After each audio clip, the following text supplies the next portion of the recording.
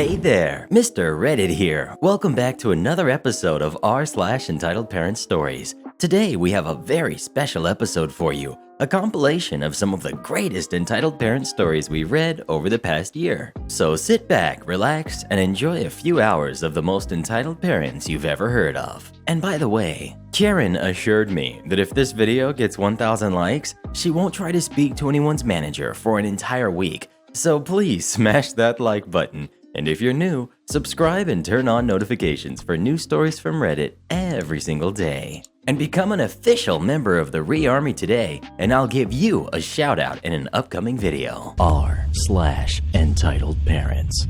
Entitled mom calls the cops on me for picking up her daughter, who is my girlfriend and an adult. This happened about 5 years ago. My fiancé and I have been together 7 years this month. We were hoping to get married this year, but might postpone due to the circumstances. We were reminiscing some old stories yesterday when this one came up, and she suggested I share it. She was my girlfriend at the time, and at the time I was fully aware that her mom was a few fries short of a Happy Meal. But this was the pinnacle of her behavior. If you guys enjoy this story, I actually have a few more I shall share if you like. We've got entitled mom, my future mother-in-law. We've got my girlfriend, Ellie. We've got the police officer, and we've got me. Ellie and I weren't living together at the time. She just stayed over from time to time when she could. I took her home after she had been staying with me a couple of days and was heading to work. But shortly after, just before getting to work, I get a phone call from her, and I can tell she is in tears. Apparently, when she got inside, entitled mom immediately blew up on her about being gone for so long, even though it was only 2 days.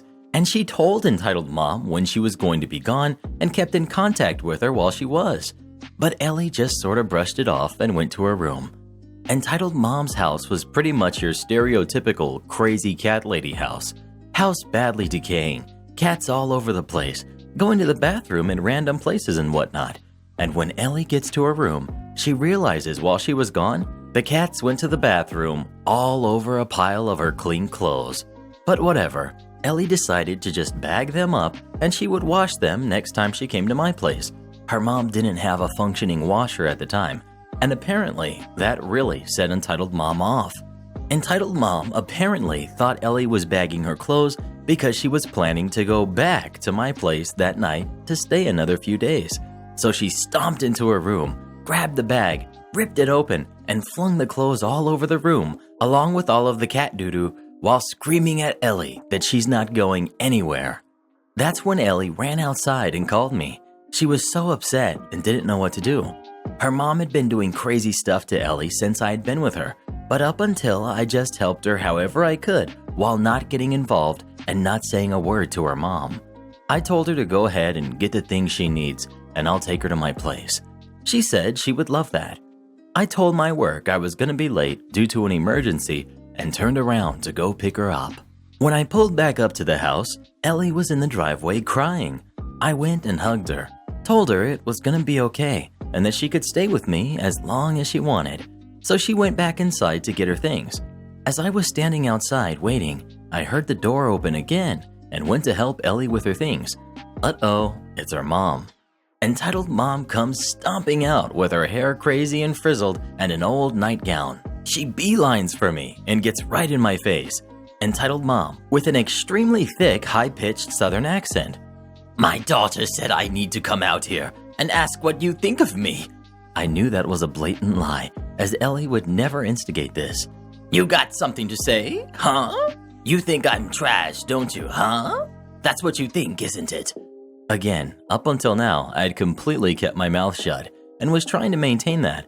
But this lady was up in my face, freaking out, and was tormenting the woman I loved. So I finally looked at her and broke my silence. Me, why do you treat her like this? Entitled mom, "What do you mean? That's my daughter, and I worship the ground she walks on." Me, "Oh, really? So calling her names is worship?" Yes, I've heard her do this with my own ears. "I would never say anything like that." Me, getting rather irate.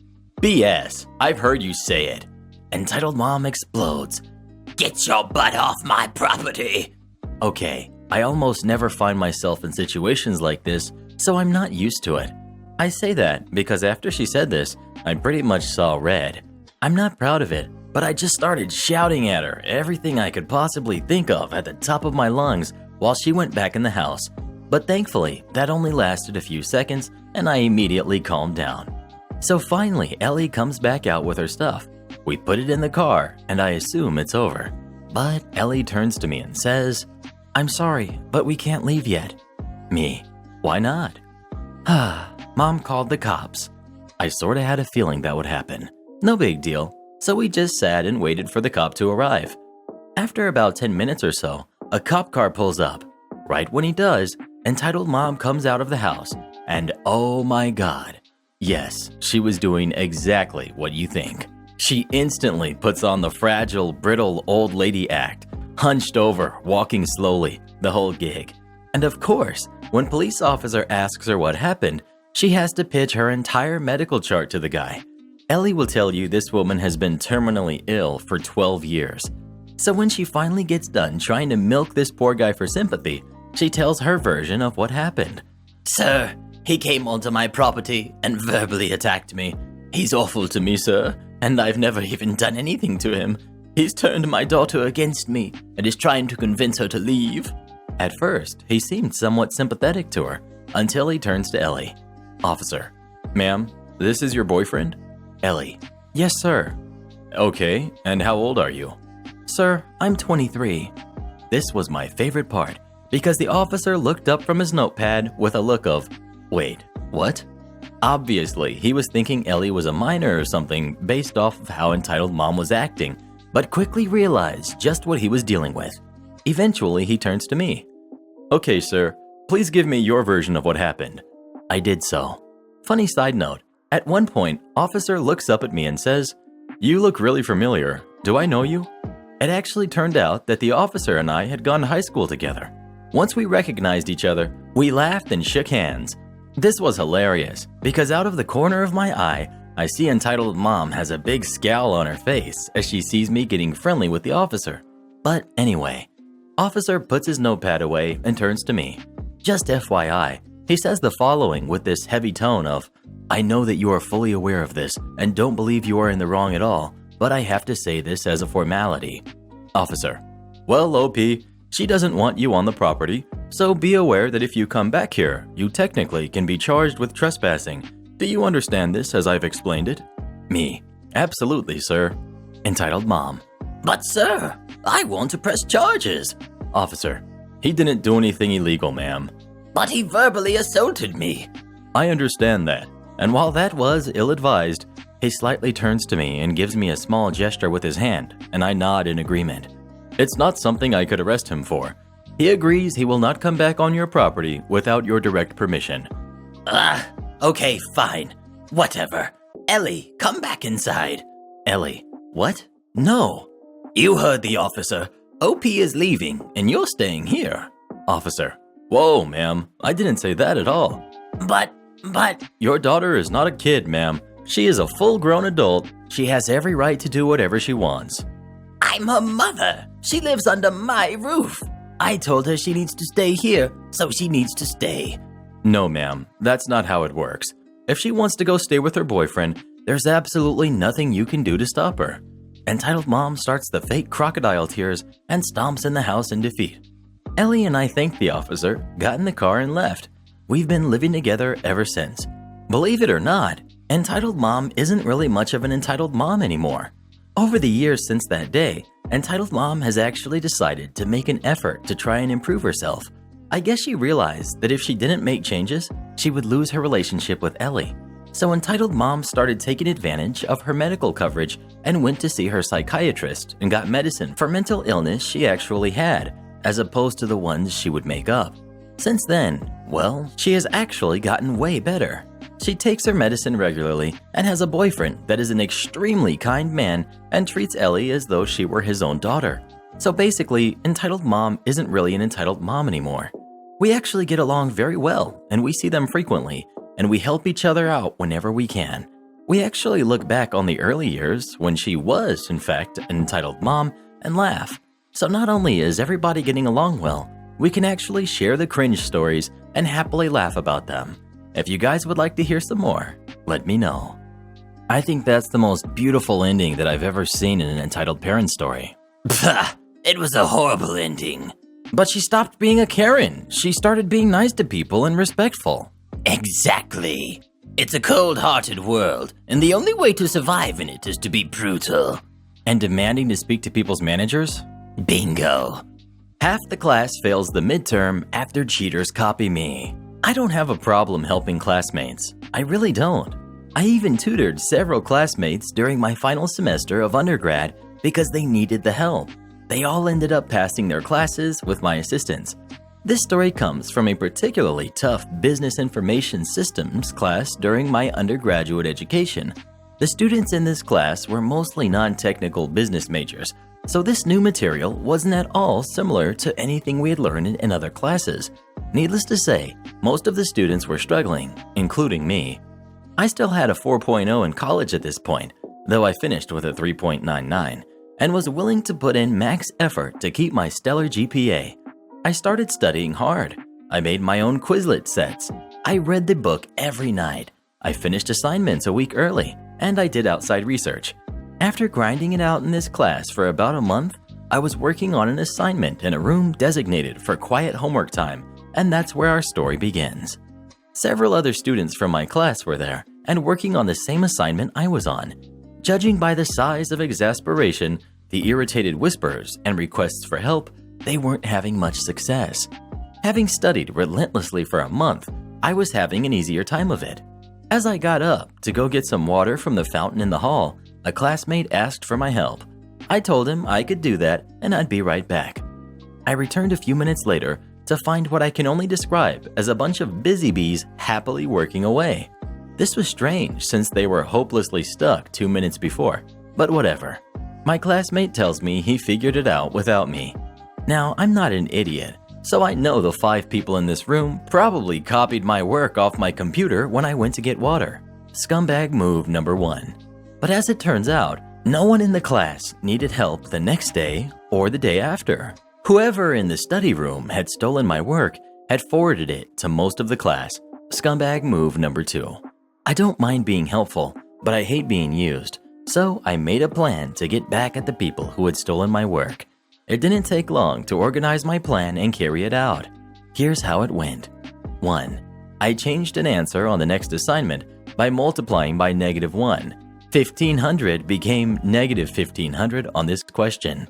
The next week, I left my computer in the same place as before and went to get water. Just like I had done the week before, 75% of the people in my class of 40 people put -1,500 as the answer to question 3, which was definitely incorrect. I began studying relentlessly for the midterm.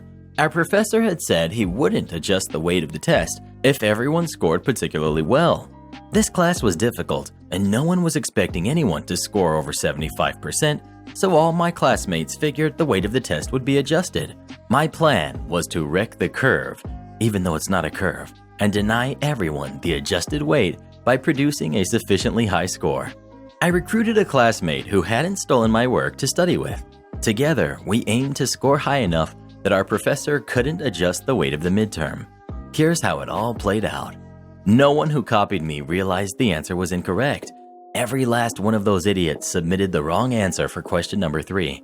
This next part surprised me, but my classmates began insisting the class was unfair, too difficult, or rigged, and launched these complaints at our professor. One day after class, I had the following exchange, since I was the last student out of the classroom.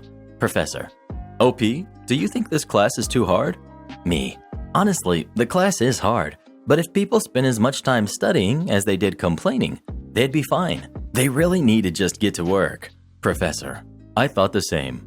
Me: deciding spur of the moment my next move. I also happen to know that most of the class incorrectly copied my work on the last assignment. Question 3 should have a net income of 1,500, not a net loss of 1,500. I put down the wrong answer initially. Everyone copied me, and then I changed the answer later. I think you can reasonably conclude that anyone with -1,500 as the answer cheated off of my incorrect work. Professor: I figured they all copied, but I didn't know you were the source. Anyway, Thanks for your candor and your dedication to the class. I didn't cheat, so I don't know what happened to those who did, but depending on the class, they would either get a 0 for the assignment or a plagiarism citation, so they got one of those. Fast forward to the test day and I'm ready to go. I know since most of the students are business majors, they need 70% to pass the class because it's a required course. Hurting them on the midterm will go a long way in helping drop their grades. I take the test, I'm the first one done, and I leave pretty sure I've done enough to deny the class the exam weight adjustment. A week later, we get our exams back. Tests are distributed all around me with scores on the top in red ink. 68, 71, 70, 66, 75, 67, and these are the smart students. Someone on the end of my row takes a test from our professor and lets out a sigh as he begins passing a test down my row. It stops on my desk. 93%. I've won. Some idiot in the front of the class. So, is there going to be a curve? Professor. Nope. Me. What was the high score? Professor. 93. Average score for the exam was 71, so a good number of people didn't get a passing score. Maybe they made up for it on the final and passed, but I don't care. I got mine. Well, just goes to show you, cheating won't get you anywhere. I can't believe all of those stupid students cheating on a test like that. My angel would never do such a thing. I don't know, Karen. You sure about that? How dare you! Crappy boss will forever regret trying to bring the thunder. Backstory. I started working in care of the elderly before I graduated school at age 17 as a temp worker, and after I graduated, I basically worked full-time for several years, finally got steady employment at age 23. I take pride in my job, and even though I didn't study medical stuff, I've always made sure I know everything I need to know to do a good job, with online classes, certificates, reading up on medications, treatment recommendations, etc. Everything was going well, despite me having 4 different bosses in the first 5 years of work. No one wants to be the boss here. Economically speaking, it's a sinking ship, since it's government-run and dependent on tax money. Then, friendly boss, Lena, joins the story. She asked me to move over to a new department the state was now, by law, obligated to provide, short-term care. She had previously run the emergency care unit at the local hospital, and she didn't take crap from anyone. She let us workers build up and run the department because, as any good boss should, she realized that we knew better what we were doing because we were doing it day to day and what worked best for us, as long as we stuck within the laws, regulations, staff requirements, and budget, of course. Everything was amazing for almost 2 years. Every month, I did the schedules for all 15 of us workers. I did daily planning for all patients. I was in charge of all documentation and all new guidelines and protocols being implemented, since the care provided was brand new in our area.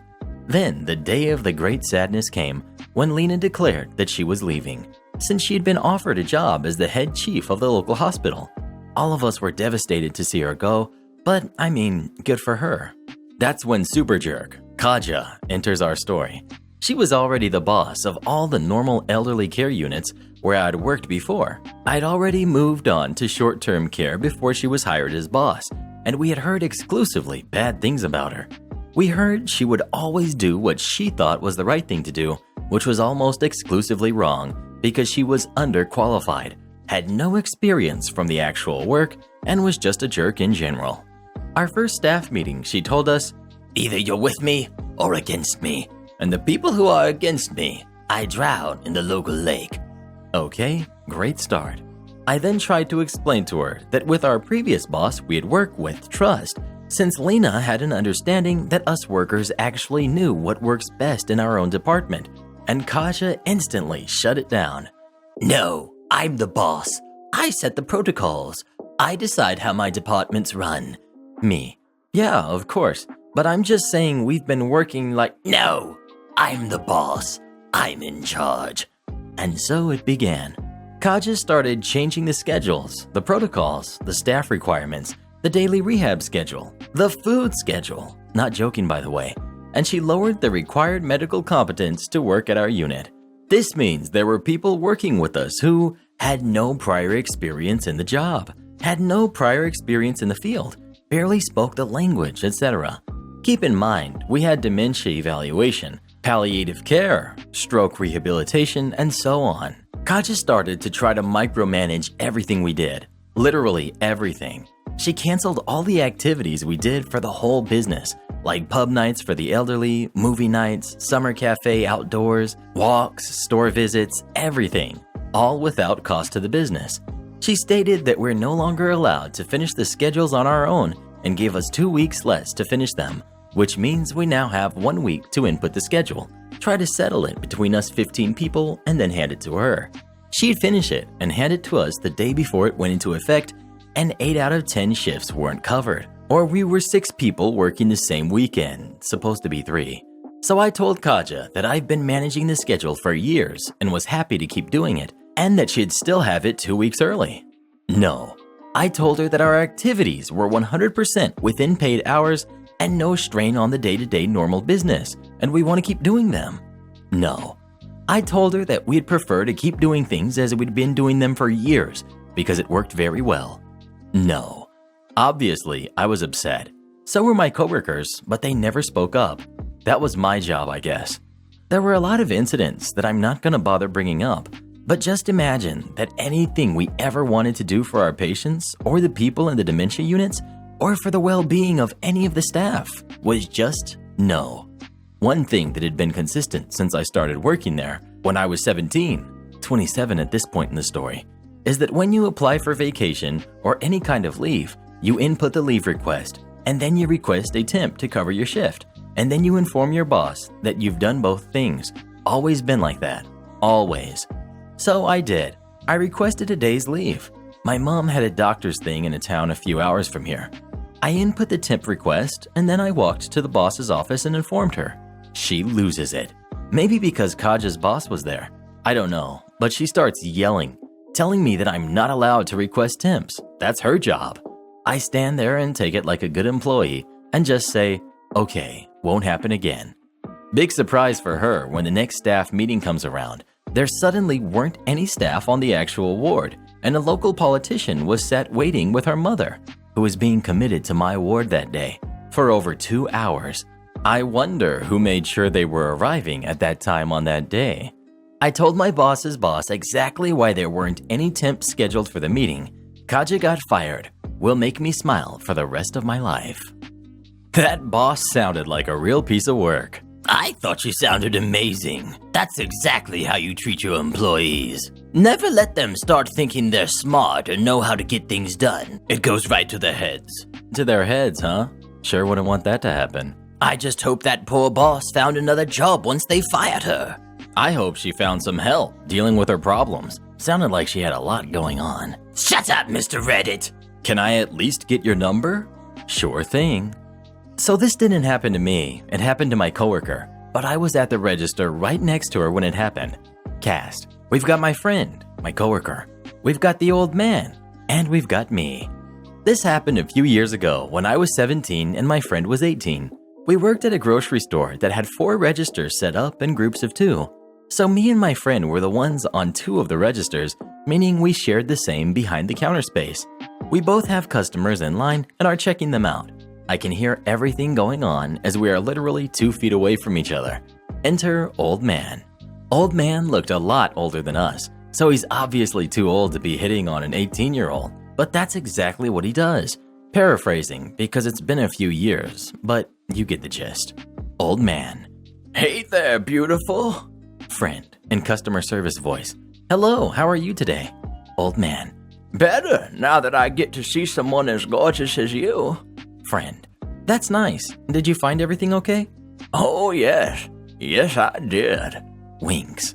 At this point, I'm only half paying attention to the person I'm checking out and focusing on the conversation happening behind me because, gag.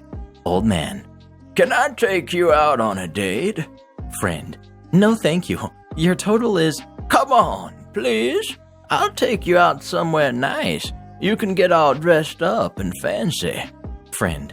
No, I am not interested. Here's your receipt. Can I at least get your phone number, gorgeous? Friend. Sure thing. She proceeds to grab one of our store's business cards that obviously has the store phone number on it, hands it to him and says, Here you go. Have a nice day. Old man is angry and grabs his groceries and storms out. I turned and asked my friend if she was okay and everything, and she was a little shaken up, but told me that she was glad she got to mess with him. Not sure how many other customers heard the interaction, but we just laughed about it and went back to our work. Hey Karen, have you ever had to deal with something like this? Some creepy old guy trying to get your number from you? No. For some reason, people don't really talk to me unless I'm the one to initiate the conversation. Gee, I wonder why. 1 cent obviously makes a huge difference. Back in high school, I worked for a fast food place. Not to name names, but I worked for the US East Coast equivalent of the place that had a smiley yellow star as the logo. At the time I was there, we had a deal on this apple pie turnover thing. We always just called them pies. Regular price for one was 99 cents, and the deal was 2 for $1. Someone way above my pay grade in the company made a rule that we were to automatically do the deal whenever someone ordered pies and then gush to the customer that they essentially got 1 free pie. Cue the Karen. I had just finished the lunch rush and was taking care of the last few stragglers when she came up. All she ordered was a pie. Per the rule, I rang up the deal. As soon as the little price screen flashed, 2 apple, $1, she lost her mind. Karen. Excuse me? I said a pie. Me. Well, ma'am, we have a deal where you get 2 for $1.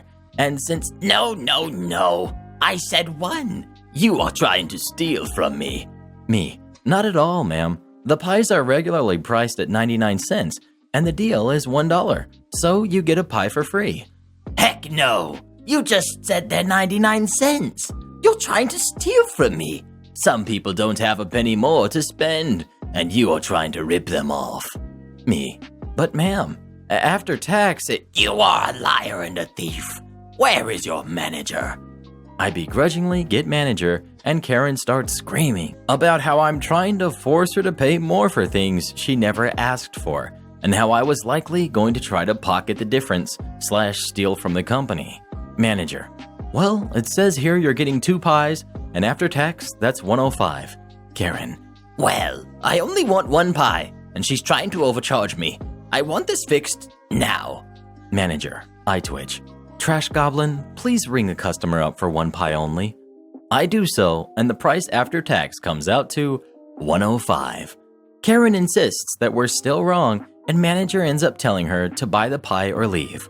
Karen tries to demand the 2 pie deal, and manager sticks to, well, you demanded me up here insisting you only want 1, so either pay or leave.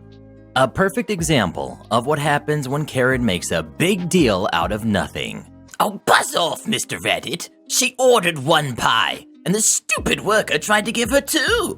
For the exact same price after tax. No, it's the principle of the matter. You wouldn't understand. You don't understand anything about me. I sure don't, Karen, and I'm hoping to keep it that way. I did exactly what my floor manager wanted me to. So a little bit of backstory. A while back, I was in a wheelchair. My legs were so painful, I wasn't able to stand on them, and I had pain attacks at night, which would last for hours on end. Doctors couldn't figure out what the heck was wrong with me until I got even sicker. I started not being able to hold in food, only liquids. When I went to a specialist and did a blood test, it turned out I had a gluten intolerance, celiac disease. When I stopped eating gluten, I was able to walk within a few months. Turned out I have another disease affiliated with celiac disease called gluten neuropathy. It means that when I ingest gluten, my nerves are affected. To this day, when I eat gluten, the pain returns and I have a really hard time walking. Now, I work at a company as a help desk employee. I help people having technical issues with their internet, so to say. Due to what's been going on, we work at home every other week. Last week was a week I was supposed to work at the office. So I've told everyone who needed to know about my affliction. I also told them about my trouble walking when I ingested something I shouldn't have. So last week I ate something containing gluten. I cannot for the life of me figure out what it was, but it was clear as day. The night before I had to go to work, I went to bed with a lot of pain, and I knew it would get worse the following day. I told my partner I would ask to stay home if I had a lot of trouble walking. The next day came around, and it happened like I thought it would. I was in so much pain, I needed my walking stick to get around. So around 8 a.m., I called my floor manager and told him and asked if I could work at home. He told me a lot of people wanted to work at home for the most stupid reasons and told me I should come to the office. So I did. Instead of calling in sick, I mustered up all my strength, took some heavy pain meds with me, and started my journey to the office. Now, normally it takes me about a half an hour, but because I had a harder time walking than my gran, it took me more than an hour. I arrived at the office 15 minutes late and ran into the floor manager when I was taking my things out of my locker. At this point, I should tell you how I looked at that time. White as a sheet, hair in a messy bun, shaking from pain, and leaning heavily on my walking stick. The pain was so bad, I was wincing and almost couldn't stand. My floor manager was floored. He took one look at me and his mouth fell open wide. He muttered something about not knowing it would be this bad and talking about my other colleagues and how they asked to work at home for small things, how he had to treat everyone equally, etc. I worked a full day, colleagues watching over me, getting me everything I needed and taking awesome care of me.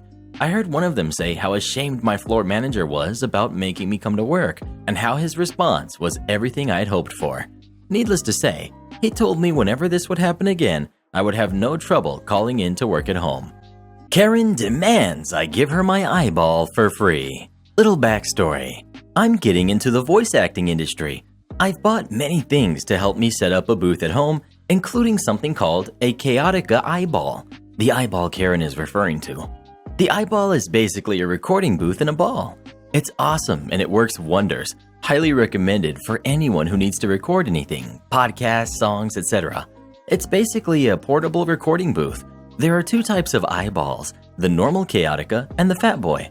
The Fat Boy only fits the Blue Yeti microphone, which is the mic I had. It broke. I had bought a gently used microphone off a friend, and he also gave me his eyeball, which fit the mic I bought off of him. Since I didn't need the Fat Boy anymore, I decided to sell it on Facebook Marketplace. Cast. We've got me, and we've got Karen. The story.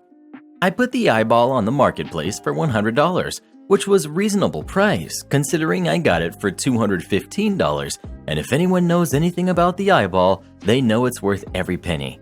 I posted pics of the eyeball as well as it on the microphone so people know it fits the Yeti and only the Yeti, and said that the microphone was not for sale as it was broken. Couple days go by and I get a message from Karen. She said that she would like to buy it for her son who can use it for his gaming channel. She also asked if the microphone came with it and was willing to pay extra. I told her that the microphone was broken. I was just using it for scale to show it fits. She said that was fine and was still interested in the eyeball. Everything went great. We set up a time and a place to meet. The next day, we meet in the middle between our locations. We show up and greet each other. I show her the eyeball and then she says, "And the microphone?" Like I said on Facebook, the microphone is broken. I was just showing that it fits around the mic. "Well, why sell it if it doesn't come with the microphone in the picture? Poor customer service." "Ma'am, I said in the post that it didn't include the microphone." "Well, give me the eyeball for free since it doesn't come with a microphone." "I'm not going to do that. It's worth over $200. "But it's just foam. I could make one for $5. "Then if you're not interested in paying me $100, I'm just going to leave." I kept my cool, even though I want to do a snarky remark. Karen then starts having a bit of a tantrum, stomping her feet and whatnot. We were getting some looks, but people didn't say anything, mainly because of the town we live in. Probably thought she was crazy. "Give me the eyeball." Now I know people think we're crazy. "For the $100? "For free." "No, ma'am, I'm not going to do that. Now, since you are not going to be buying it from me, I'll be on my way. Sorry for wasting your time. Have a great day." I then walk away, eyeball in hand, and head to the car. She then follows me to the car. I was borrowing my aunt's van. She stands in front of the van and glares at me. She puts her hands on the hood and starts tapping her fingers on it. I couldn't help but giggle at how ridiculous she was being. I've met Karens before, but never one like this. I then get a buzzing on my phone. It's from Marketplace, someone asking if it was still available. I don't take it off until it's been given to the buyer. I replied with, "Yes." The person responds with, "If you can bring it to my place, then I'll give you $125. I was more than happy to do so. They gave me their address, and I said I was on my way. I just had to deal with Karen. She was still standing there, glaring me down. But God, or whatever being that is out there, was on my side that day. The car that was behind mine pulled out. I had a way out. I was thankful we met at a grocery store parking lot. Since she still had her claws on the car, I had to get her off. I didn't want her to fake an injury or anything. I honked my horn and she jumped up. I then backed out and drove off. I took the long way to the person's house just in case she followed me. Mind you, my aunt has the same vehicle as every other mom in this town, so she could have mistaken any other one for me, but just to be on the safe side. I get to the other person's house and the exchange went off without a hitch. They were more serious about the eyeball use and I appreciated that. Plus, I got a little extra for my troubles. Got home and blocked Karen. I'm so glad Karen didn't follow me, but wouldn't that be funny? She tries to follow me, but she starts following someone else with the same car as me and gets all the way to their house, then gets mad that it's not me and goes all Karen on them like she'd expect them to know where I live. So Karen, what'd you think of that one? Oh, I just feel bad for that poor lady, not getting the microphone that she was supposed to be getting. Come on, Karen. The listing specifically said the microphone was not included. Well, then why did she put a picture of the microphone? It was just to show that it was compatible with it. Oh, shut up, Mr. Reddit. She's just lucky it wasn't me that day. She wouldn't have gotten away, and I would have made her day much worse. Yeah, Karen, you tend to do that. Get me your supervisor, now! Ma'am, I am the supervisor. So, for some background information, I work in a retail chain and live in the UK, where it is law that if the person in question looks under 25, then you have to ask for ID for items such as lighters, etc. It's also law that if the person in question cannot provide ID, then you have the obligation to decline the sale. Even if they are with someone who can produce ID and vouch for them, you still have to decline the sale because the person wishing to buy the item cannot produce identification. Hope this makes sense. We've got the entitled mother, we've got the daughter, and me. So, on to the story. On this particular day, I was standing at my till waiting for any customers. Enter entitled mom and daughter. Entitled mom put all her shopping onto the till and I began scanning. She was pleasant enough and her transaction went by smoothly. Having paid for her items, daughter proceeded to put her items onto the till. She had a dog toy and a spray paint. Now, in the UK, you have to be 18 to purchase spray paint. Don't ask me why, because I have no clue. So I scanned through the spray paint and the computer screen turned to red. It informed me that I needed to make sure that the person in question was of age to purchase this. She looked young. I reckon she was 18, but because she looked under 25, I still had to ask her for proof of age. Also, the CCTV is watched over when it comes to items being purchased with age restrictions. Someone is paid to watch over these sales to make sure that I am following procedures and am not letting anyone underage purchase such items. If I am found to have sold such items to a minor, I could be looking at being fired and criminal prosecution. With this in mind, I say the following. Me. Sorry, ma'am, this item is age restricted. Do you have any proof of age on you? The daughter looks a bit startled, but looks through her purse and doesn't find anything. Daughter. I don't have ID on me. I must have left it at home. I am 18 though. Me. Sorry, ma'am, I can't authorize the sale without ID. If you bring ID with you next time, I'd be more than happy to authorize the sale. The daughter shrugged and sighed. Daughter. Oh well, I'll come back another time. I'll just take the dog toy then. I was about to scan the dog toy through when entitled mom enters the conversation. You seriously need ID for spray paint? Me. Yeah, it's the law. You have to be 18. But my daughter is 18. She may be 18, but I still have to ask her for her ID because she looks under 25. But she is turning 19 in a week. Again, ma'am, that may be the case, but without ID, I cannot authorize the sale. That is ridiculous. Sorry, ma'am, it's the law. Daughter. Stop, Mom. It's okay. I can come back tomorrow. We are not coming back tomorrow. At this point, suddenly the entitled mom comes up with a genius solution to buy the spray paint and bypass the law. I'll buy the paint for her. I'm over 25. That means I am lawfully allowed to buy it. Me. Unfortunately, you can't, because I know you'll be buying it for her, and if I authorize that, it is still illegal. That is BS. I want to buy spray paint. Me. Sorry, ma'am. I can't authorize you buying the paint because I know you're buying it for your daughter. You don't know that I'm buying it for my daughter? Yes, ma'am, I do. Because you literally said 5 seconds ago you would buy it for her. So now you are lying to a customer. The daughter tries to drag entitled mom away. Daughter, Mom, leave it. Me, ma'am, I am not lying to you. I am telling you what you said and what the rules are. Well, I am going to go to the other cashier and buy it there. Me, that is fine, ma'am. You can try that, but they will give you the same answer I am giving you because I have to notify them of any customer trying to slip by the rules. The entitled mom, red in the face, managed to slip past her daughter and get right up to my face, press her finger into my chest, and scream, "Get me your supervisor, now! I am going to report you for lying." As she finished screaming, I wiped her spit off my face, calmly pointed to my name badge, and smiled, and in the best retail voice I said, "Hi, I am the supervisor of this establishment. I hear you wish to make a complaint about one of our staff. How may I help you?" Her face went from red to purple in a second. I genuinely thought she was about to hit me when her daughter stepped in. Daughter, how much is it? Me, for the dog toy alone, that will be $3.99. The daughter paid me £5 and told me to keep the change. I smiled and in my retail voice said, "Thank you for shopping with us today. We hope to see you again soon. Have a great day." Entitled mom, "Forget you." And with that, she was forcibly led out by her daughter. The next day, guess who comes in? The daughter, alone, with her ID. For all you shoppers out there, 2 things. Please bring your ID with you. It's easier for everyone. And if you have an aggressive parent, please refrain from bringing them with you.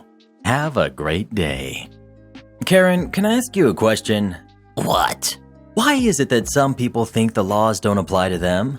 Well, sometimes the laws are stupid. But it's the law, and we all have to follow it. So why don't you, Karen? Because I don't have to. Look, Mr. Reddit, don't make me angry. You won't like me when I'm angry. Are you ever not?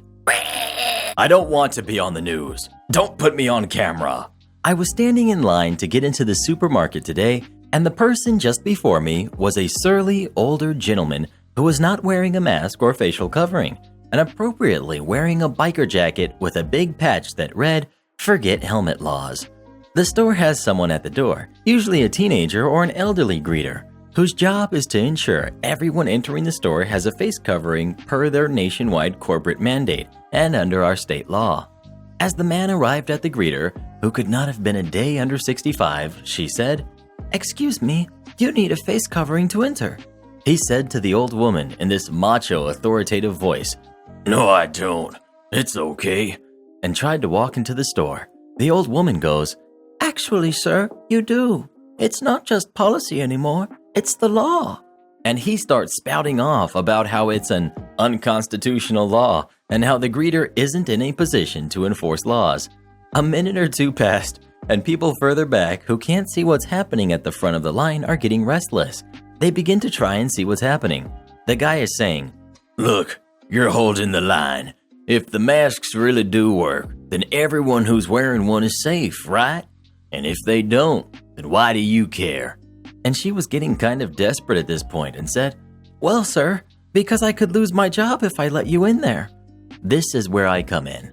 I hadn't spoken up before because this was a big guy and I'm just a student who's no good in a confrontation. I figured adding myself to the mix would only make the situation worse. So I took out my phone and started recording. I figured he would be less likely to do something violent to the greeter or escalate further if he knew he was on camera. Here's what I had forgotten. I was wearing a shirt from a 5K that was sponsored by our local news, so had Channel X Eyewitness News in huge print across the front. The guy's wife goes, "Good Lord, Howie, the news is filming. What if my work sees this?" So he turns to me and starts telling me he doesn't consent to be on TV and starts making a speech how we're all treading on the Constitution, not respecting people's rights to bodily autonomy or privacy. I'm trying to tell him I'm not with the news, and he's like, "I don't care if you're on the clock or not. I don't want to be on camera, and I won't be forced to wear anything I don't want to wear. When did we forget that this is America?"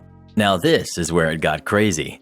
The line stretched all the way around the buildings, and people towards the end were realizing it hadn't moved in a while and were coming up to investigate. An even bigger, more macho guy comes lumbering up and asks what the problem is, sees this guy going off at the terrified elderly greeter, me shaking holding my phone, and is like, Sir, what's the problem right now? People are trying to shop. The maskless guy tells him, and I quote, Get away from me. This here isn't your business. The more macho guy proceeds to whip out a badge and identify himself as an off-duty police officer, and that the law is, in fact, his business. First, he tries to have the cop arrest me for putting him on the news without his consent, but I just played dumb at that point. My adrenaline was through the roof, and if I had been able to retain presence of mind, I would have left by that point and shopped somewhere else.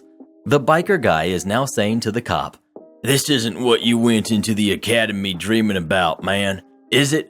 You're not stopping bad guys. You're facing regular people to go against their beliefs. Cop said, No one is forcing you to do anything, sir. You are free to make your own choices. You can put on a mask or you can go home. Decide what you would like to do because there is a line here. The biker guy keeps saying he isn't doing anything illegal and he has a right to shop in a public business, and the cop just shakes his head and starts quoting the official law that this guy is breaking at him. But the biker guy is just talking over him at that point, and the cop realizes he isn't getting anywhere. So the cop says, Look, I don't want to escalate this, but you're not giving me a choice in this situation. If you won't leave of your own volition, you're trespassing, and starts explaining what will happen. The biker guy is ready to stand firm and says he knows he's in the right, but his wife is smarter and says, Howie, are you insane? The man's a police officer. And very ashamedly apologizes as she forces him to leave with various threats. Took nearly 15 minutes to get into the store, caused a major backlog of shoppers, and made poor elderly woman fear for her safety. Just wear the mask or get your groceries delivered. I mean, seriously, people, of all the hills to die on. What is it with some of these folks who just don't want to wear a mask? Again, if it's something we don't want to do, you can't make us. This is just another example of how some folks overcomplicate things when you don't have to. Well, I can't stand people like you who undercomplicate things. How about that, Mr. Reddit? Made a jerk redo an entire school year. During the final trimester of my last year in high school, we had to do a group project that needed to be finished by the end of the trimester and was evaluated and graded in front of a jury of teachers instead of an exam. I was paired with the biggest jerk in class. Imagine a really entitled, arrogant jerk. Every time we were supposed to work on the project, he would have some excuse to not show up and demand I would work on it alone to make sure the project stayed on track. In the beginning, I tried to complain and talk to the teacher, but she would just say, Make it work, it's your project. After a while, I stopped planning work meetings altogether. He would call me to ask how the project was going, and I would say something like, Yeah, it's going well. I think it's almost finished. Or, I'll send you the presentation to prepare for the jury. Little did he know, I had a trump card in my hand. The project counted for 40% of the final grade. Me, doing well in the class, already got about 55 of the other 60%. So even if I got a 0 on this project, I would still pass the class. The jerk had less, a lot less. After it became clear he was just going to use my work to pass the class, and the teacher didn't care, I decided to throw out all work for the project and keep the jerk in the dark. That last bit went a lot easier than I expected, as he was happy with me telling him that everything was on track. And the last week before the jury presentation, things became harder. The jerk wanted me to send the presentation, so he knew which part he had to present.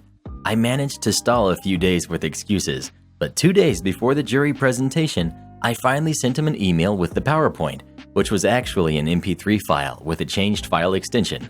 The next day, I switched off my phone. In the evening, I called him back with the excuse my phone had issues and he was panicking that there was something wrong with the PowerPoint. I told him not to worry. I will check it out tonight and have a working PowerPoint for tomorrow. I would come to the school at 8 a.m. so he could practice his part of the presentation before the jury appointment at 9 a.m. The next morning, I arrived at school a little before 9 a.m., having switched off my phone again. When he saw me, He approached me with a mix of panic and anger, but before I could explain anything, we were called into the room with a jury for our presentation. I just told the jerk to not worry and let me do the talking. We greeted the jury and I started the introduction. The original idea of today was for us to present our project, XYZ. But since I already have enough points to pass the class and Mr. Jerk over here couldn't be bothered to put in any effort, I decided to skip it and instead have a nice day off today. That concludes our presentation. Thank you for your attention. I just walked out on 4 confused teachers and 1 jerk with a mouth open so wide it looked like he was trying to eat a club sandwich vertically. Naturally, there was some backlash in the days after that. Teachers called for an explanation, but in the end recognized I was a good student and I indeed already passed the class without the project. Jerk was angry that he had to study over the summer for a re-exam. All in all, I was happy to have graduated and looked forward to going to college the next year. After the summer, I heard from friends that Jerk failed his re-exam and that, combined with other bad grades, caused him to have to redo his last year. Karma is a jerk. Edit. I see some comments about the teacher, so I think I'm misrepresenting her here.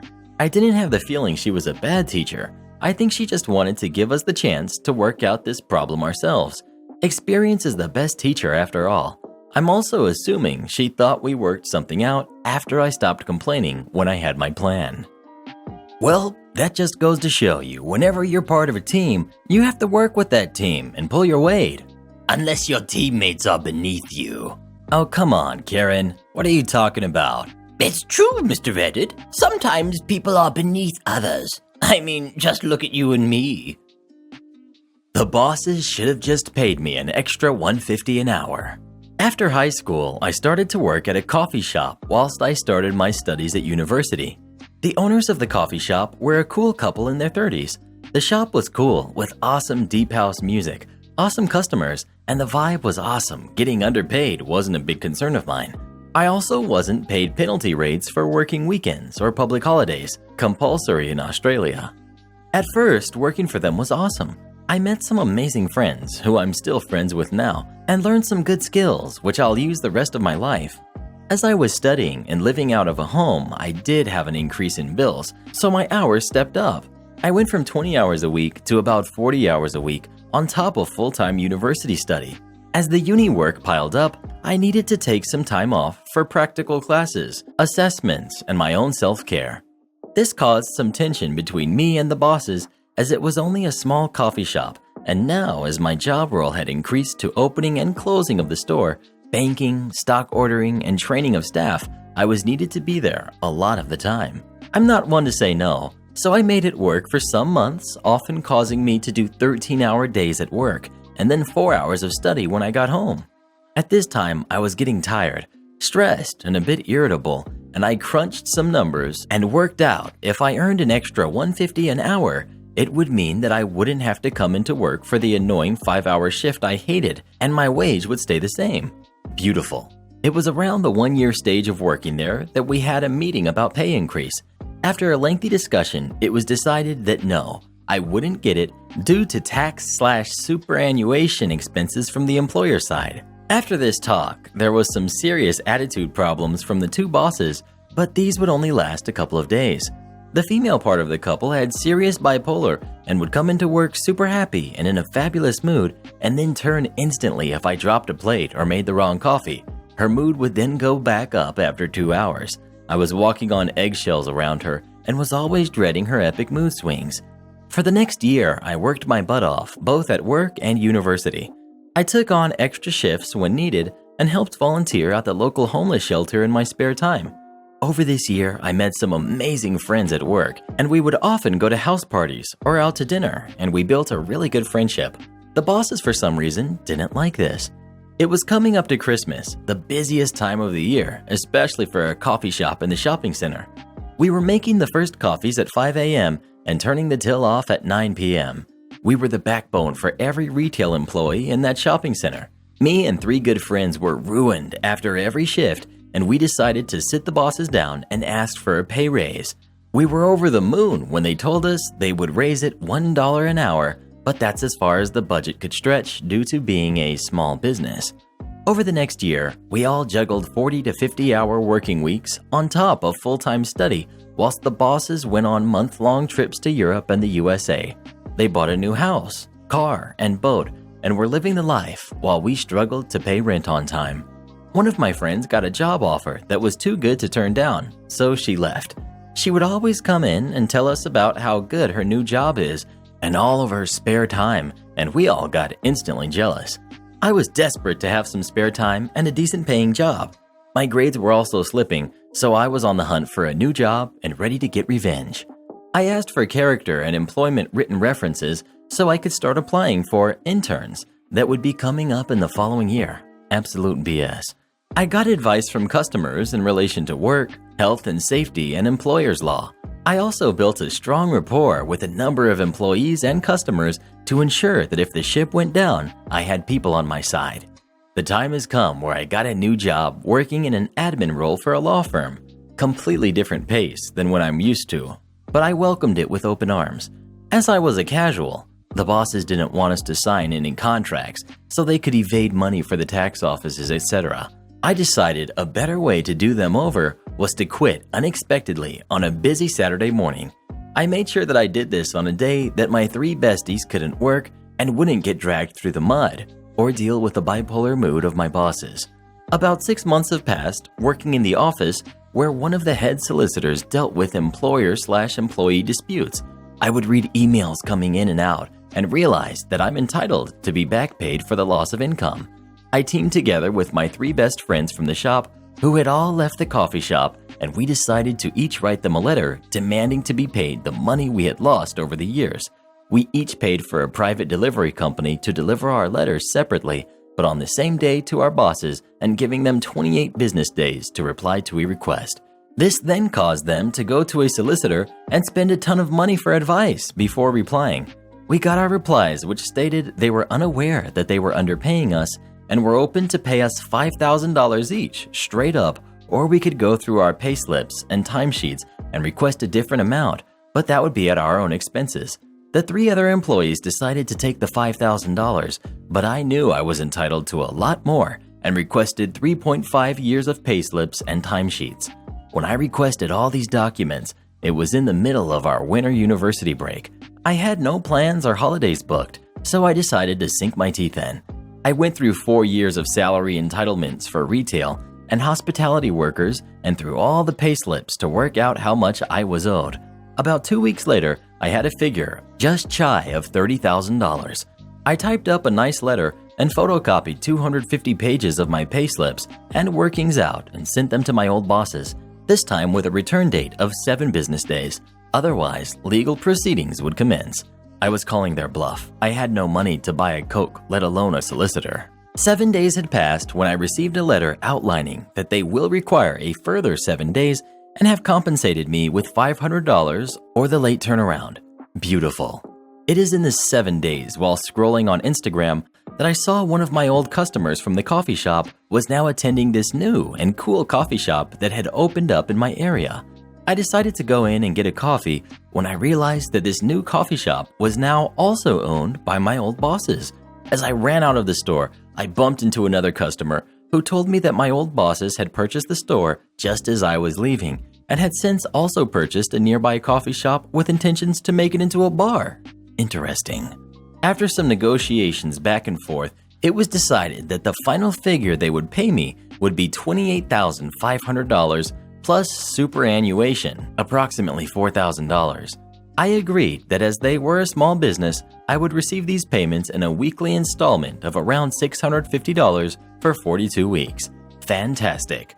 Shortly after the payments began rolling in, word started to get out to the other ex-coworkers and current employers of their 3 businesses, and therefore the letters started to roll in. Apparently, they had been underpaying staff over all 3 businesses for a number of years and therefore had received a ton of letters. Due to the influx of money-owing letters, they ended up having to sell all 3 businesses, their beloved BMW, their boat, and downsize their house. Shame. They now both work at a local nursery delivering plants to customers, whilst I travel the world. Shame. What is it with some of these bosses who refuse to pay their employees what they're worth? Oh, shut up, Mr. Reddit. These employees think they're worth so much more than they actually are. And how do you figure that, Karen? Well, if you have the privilege of bagging my groceries for me, you should be grateful and not expect anything in return. Karen? Yes? You're an idiot. Would you like Karen to make a special video for you? Come visit us on our Fiverr, link pinned in the comments below. Karen dumps cookies on the floor, gets forced to clean up after herself. The grocery store I work at instituted a policy that lets us stay open an hour later for medical professionals and emergency services. You know, nurses and the people who respond to 911 calls. We close to the general public at 9. And from 9 to 10 is supposed to be a time for the aforementioned people to come in and shop unobstructed. Also thought I'd mention that we open an hour early for senior citizens. Unfortunately, Karen had her own interpretation of this policy. We've got me. We've got entitled mom, Karen, typical haircut, mid-30s. We've got the manager, 6'5", easily 300 pounds, West African immigrant, not the type of guy you want to mess around with.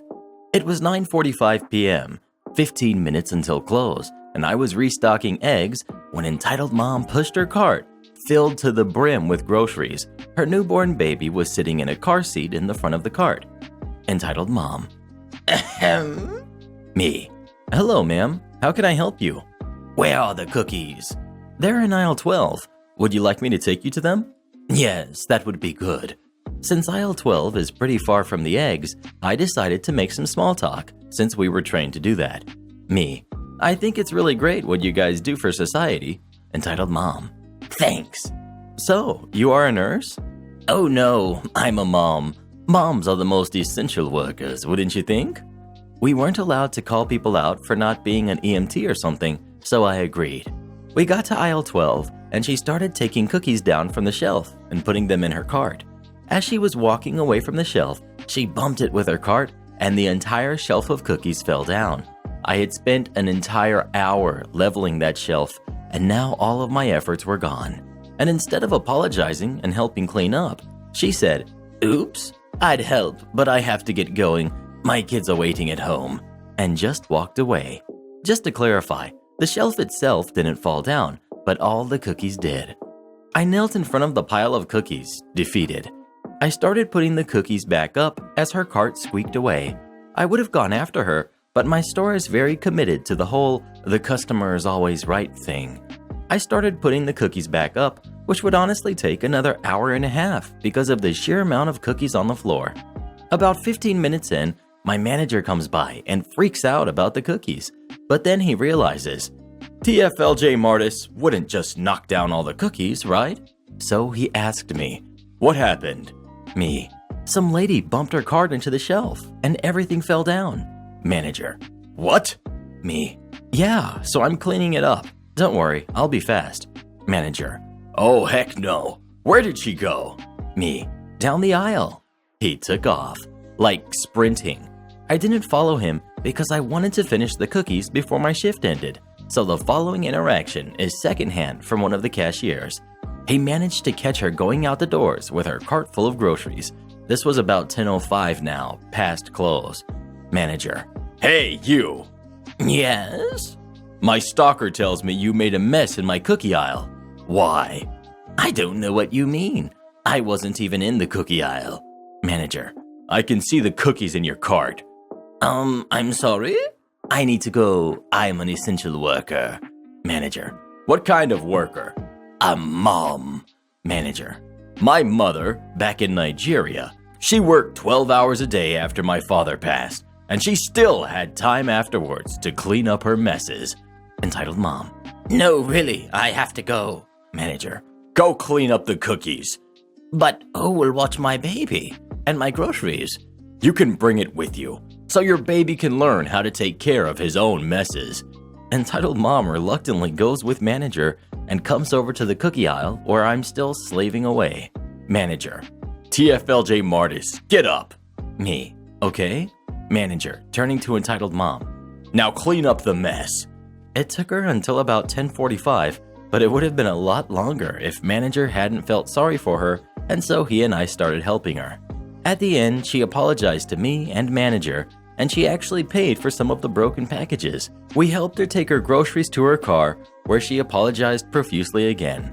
I'm happy there was actually a good ending to this, and Karen ended up learning her lesson and apologized. I just wish it was like this for every Karen. So Karen, would you have helped clean up those cookies if you were the one who knocked them over? Oh, come on, Mr. Reddit, you know me. So I'm guessing you wouldn't?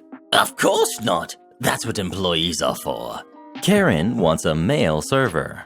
Alright, so this happened back in July. A little background first. This is the first steakhouse in our wine industry-driven town. We aren't even a year open. I was part of the beginning staff members that helped open. It's a little controversial among the locals because the company adds a 20% service charge already added on. It's a part of a large corporation on the other side of the mountains, and it's just a company policy. Servers technically get 15%, and then it's supposed to go to the kitchen and bussers and hosts, and it helps pay for health insurance. All lies. Anyways, Fridays and Saturdays are super busy because it's prime rib night, so you have to be quick to flip tables. So I, 28 female, worked as a bartender and server in the bar section because I was good at flipping tables. One Friday night, I was sat with two Karens who clearly had too much work done and very flirtatious with the guys. You can probably see where this is going. Me: hello, are we still waiting for two more? Karen 2: Yes, we are. Me: all right, can I get some drinks for you? Bread or appetizers while you wait? Karen 2: No, we'll wait. All right, fine with me. I'm busy. I'm about to be in the weeds. So great, take your time. Then I got a four-top that was sitting right next to the Karens. I go through my usual spiel with the specials, blah blah, and then I ask if I could get some drinks going. And I can't remember their answer because all of a sudden I hear, "Oh, so they get service, but we don't?" Me, swearing in my head, calling them all sorts of names, putting on my best customer service smile, and I ask, "Oh, can I get some drinks going? Are we still waiting for two more?" Karen 2, clearly embarrassed, I called them out, and the other table heard. "Oh, no, we aren't waiting for any others, and we're still not ready." Through my gritted teeth and best smile. All right, I'll be back in a few. I pull the settings and head to the bar, which is about 10 steps away. I put down the extra settings, turn back around, and one of the male servers is getting their order. My restaurant manager, who hated me, snapped at me. Restaurant manager: "Why is so-and-so taking their order? Why aren't you doing that? Why can't you do your job?" Me: "Well, I just asked if they were ready and they told me they weren't. I was literally there 5 seconds ago, so I don't know what's going on." He always gives a disappointed shake of his head. The server comes up to me, hands me the order. I'm mad, rightly so. I get their order in and go back to check in with them, and they just brush me off like I don't even matter.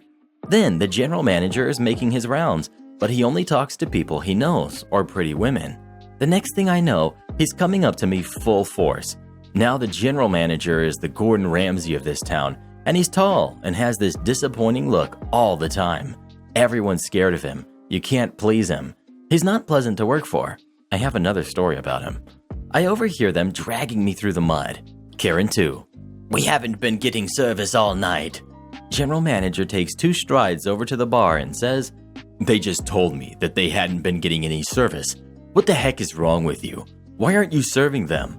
What is going on with you?" He said a lot of other choice words. I'm gapping like a fish. Thankfully, the head bartender steps in and goes to town. Head bartender: "She has been serving them.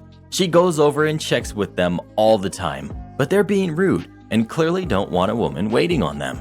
She's been doing her job, and I don't know if you noticed, General Manager, but we're really busy. So if you don't have anything else to say, can we get back to our jobs?" I was like, "Oh, you got served." The general manager took over their table for the rest of the night. Thank God. Man, those sounded like some horrible customers. They did nothing wrong. They simply wanted a male server. Well, Karen, sometimes we can't always get what we want. Not true, Mr. Reddit. I always get what I want. Especially at the expense of others. Am I right? Now you're starting to understand. Excuse me, what have your brother and mother done to deserve an invite to your wedding that I haven't? My dad met and took up with my stepmom when I was 3. My bio mom had disappeared off into the big blue ocean on a yacht for the third time, not believing my dad when he said, "If you leave the kids and I again, we are done." By the time she returned 3 months later, my stepmom had decided that this rather wealthy, handsome, and charming man was a catch and sank her claws into him. To her credit, she was also taking care of 3 kids, 3, 4, and 6. However, at this time, we had people to do everything for us. Nannies for us kids, a chef who everyone called Fish, people to come clean the house. There was a ballroom and a library and a giant teak spiral staircase. Yes, it all sounds so grandiose and silver spoon, and it was. But we lost all our money by the time I was 10 and lived in a tiny house, and Dad had to work disgustingly long hours in order to keep the family afloat. Stepmother Dearest floated from fancy to fancy. One minute she's opening a coffee shop, the next she is selling aromatherapy oils, or she is selling swimsuits and sunglasses. Basically, my dad would bankroll these ideas in the hope that she'd start contributing to the income, but everyone in the small community disliked her so much they tended to avoid her. That is, except the men she was hooking up with. She had a lot of affairs, to the point that even I, an oblivious kid, and still a pretty oblivious and trusting adult, thankfully my husband is a good person, though he does love to jump out at me from behind doors and almost make me wet my pants, understood that there was something not right going on. Eventually, she went one step too far, and my father finally left her, in the pettiest, most perfect way. 6 months after this, my eldest brother got married. She attended with her son, my awesome little brother in tow. I wrote about this in a previous post, so we'll shorten it here. She basically wanted to bring my 11-year-old brother to an after-party at my house, cried and stormed off when she was told no, had spent all her money on wine at the bar, and so a family friend had to give her cash to make her take little bro home in a taxi. After this, she told anyone that would listen that I'd made her so unwelcome that she wouldn't be attending my brother's other wedding in the community we are from. However, the reason she didn't attend was that she had expected my dad to pay for her to go, and he told her to buzz off. After this, I went no contact with her. I moved from Australia to England for love. After 5 years, the man I moved here with proposed, totally unexpectedly, because we were quite happy living in sin and we just bought a house. Considering all the family from Oz would be coming, and I have a ginormous family, likely because there's not much else to do where we are from, we set a date for 18 months' time and notified everyone quickly so that flights and accommodations could be booked. I set up a group chat with everyone invited so that those who were coming could discuss who stays with who, make plans for trips out, etc. Little brother is in the group. He's 17 and finishing high school, living with his mother. She doesn't believe in privacy and accesses all his messages. She obviously finds this chat and starts to go frisbees. I receive an email from her. It is long, even longer than this mammoth story, and full of passive-aggressive digs. She was livid that she wasn't invited. My favorite lines from it were the following. I just want to know, what is it that your little brother and your biological mom have done for you to support you and your relationship that I haven't done? I took great pleasure in replying. Little brother is coming because he is my brother. Bio mom is coming because even though we have a fractious relationship, she has reached out to me with love and apologized for her behavior. And, I quote directly from the email, she gave birth to me, and that counts for a lot. I just had my first child. I was willing to forgive the sins of my mother after she did that 3 times over. You are not coming because even though I attempted to build bridges with you, you willfully ignored my olive branch. I am happy to work on a relationship again, but you need to admit your behavior has been downright BS. Ladies and gentlemen, she was speechless. At last, I assume she was, as I received no reply and no further contact. Little brother said that she told him she's not buying me a wedding gift. Terribly sorry to inform you, ex-stepmother, we requested no gifts. All we wanted for our wedding was to have the people we love there. Guess we got the gift of your absence, though. When was the last time you went to a wedding, Karen? Oh, my eldest daughter just got married in April. Really? How did it go? Oh, it was awful. The cake was despicable, the music was trash, and nobody even looked at my dress. Well, did your daughter like it? Oh, how the heck should I know? Why would it even matter what she thought of it? If you don't like it, Quit. Message received loud and clear. For almost 8 years, I worked at a popular US chain restaurant which specializes in breakfast food that may or may not heavily feature various flavors of pancakes. Over time, several managers came and went, but the one who stuck around was the ladder-climbing, brown-nosing GM, who we'll call Hope, a narcissistic control freak, mommy dearest knockoff. Hope had the most grandiose opinion of herself. She had a way of making please and thank you sound like forget you. I did my best to get along with her, although when dealing with someone who thrives on conflict, the best often isn't good enough. She made it clear. It was her way or the highway. Her oft-spouted catchphrase was, "If you don't like the way I run my store, quit." Among Hope's countless trademark annoying traits included breathing, coming into work wasted, and talking smack about everyone to guests and staff alike. She often delivered orders without allowing any response, then concluded those interactions with, "Okay, as if that couldn't get any more obnoxious. Her faux sincerity was almost always accompanied by an annoying crypt keeper cackle. Then she'd roll her crap brown eyes, toss her mouse brown hair over her shoulder, and walk away. Funny story. One Christmas, I was unlucky enough to draw Hope's name for the Secret Santa gift exchange. I seriously considered buying her a batch of wire hangers with a card, simply saying, "No wire hangers ever." I decided against it for the simple reason that it was no secret that I did not like her. It would have been totally obvious who bought her the gag gift. I was one of those highly valued employees, but the way I was treated completely belied the compliments and accolades I received, such as my schedule being flipped without my consent, day off requests being denied, while new employees, usually the married and/or single moms, and Hope's drinking buddies got preferential treatment, always taking the side of the guest when they were angling for a free meal, etc. Perhaps the worst was the bullying and pettiness among certain employees. It was like high school. For example, once another employee poked me in the face right in front of Hope and Sunny, the drunken assistant manager. I filed an official complaint and nothing came of it. This is one such occasion where they couldn't claim ignorance. My complaint made it real and they had to address it. Address it they did. They saw me as a whistleblower. Neither Hope nor Sunny could have cared less about staff morale. It was typical of both of those embittered hags to accept hearsay as fact. They rarely did their diligence in getting both sides before plotting a course of action. Oh, and plot they did. Unfortunately, the following shows they responded to my complaint to workplace bullying with malicious intent. It was at this point I began receiving customer complaints. Most of the time, Hope and Sunny would take the word of the so-called customers or the service passing on the complaint without offering any proof of a discrepancy had ever occurred. I later came to learn that complaints were completely fabricated. It was really a coworker just trying to stir the pot. This whole horror story came to its climax when a crazy, now former employee circulated a rumor that I refused to wait on an elderly African-American military veteran because I was prejudiced. Being one myself, I respect all veterans. This accusation was out of character and completely out of the blue. It reeked of sabotage. It was too outlandish to be anything else.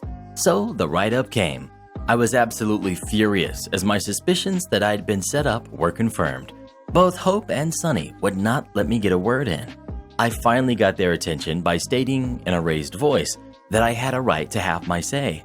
Surprised at my assertiveness, both went slit-eyed and rather smugly said, "Go on." I pointed out to them that all of my guests love me. Several of my regulars are Hispanic or African American, and in nearly 8 years of employment, never once had I been accused of being prejudiced or bigoted. I also pointed out that one of my regulars, a married African American doctor, if my hands were free, would run up to me, give me a big hug, kiss me on the cheek, and hold me so tight I felt like I was being suffocated. Hope and Sunny were having none of it. I also pointed out that the drama-starting liar who filed the complaint against me had been fired. Given her predisposition to lie, the validity of her accusation should be questioned and the write-up destroyed. Based off their surprised expressions, it was clear I had exposed their complicitness in creating a hostile work environment, but they refused to take the bait. Completely done with it all, I flat out bellowed, I am not, nor have I ever been prejudiced. I'm pretty sure the entire store heard me. Then I went for the zinger that lingers. You have no idea how many black guys I've dated. You could have heard a pin drop. The Amanda, the Creole prep cook, was walking by the open office door when I let out that line, and she nearly doubled over with laughter. There were 2 training managers facing away from us while they were on the computer doing online courses. They almost collapsed onto the keyboard, then turned around looking at me with shocked expressions on their faces. Sunny's face went beet red. Hope's face turned white, and her eyes widened. You know what, Hope? Remember how you said if I didn't like the way you ran things, I should quit? Goodbye. I didn't give them a chance to respond. My shift was about to start in less than 7 minutes. I took off my key fob, laid it on the safe, emptied my apron, put everything in a takeout bag, did an about face, and walked out echoing. Have fun trying to cover my shifts. It was exhilarating and liberating all at the same time. It was like the end of Private Benjamin when Goldie Hawn walked out of her wedding and threw away her veil. Except I've never worn a dress. Just kidding.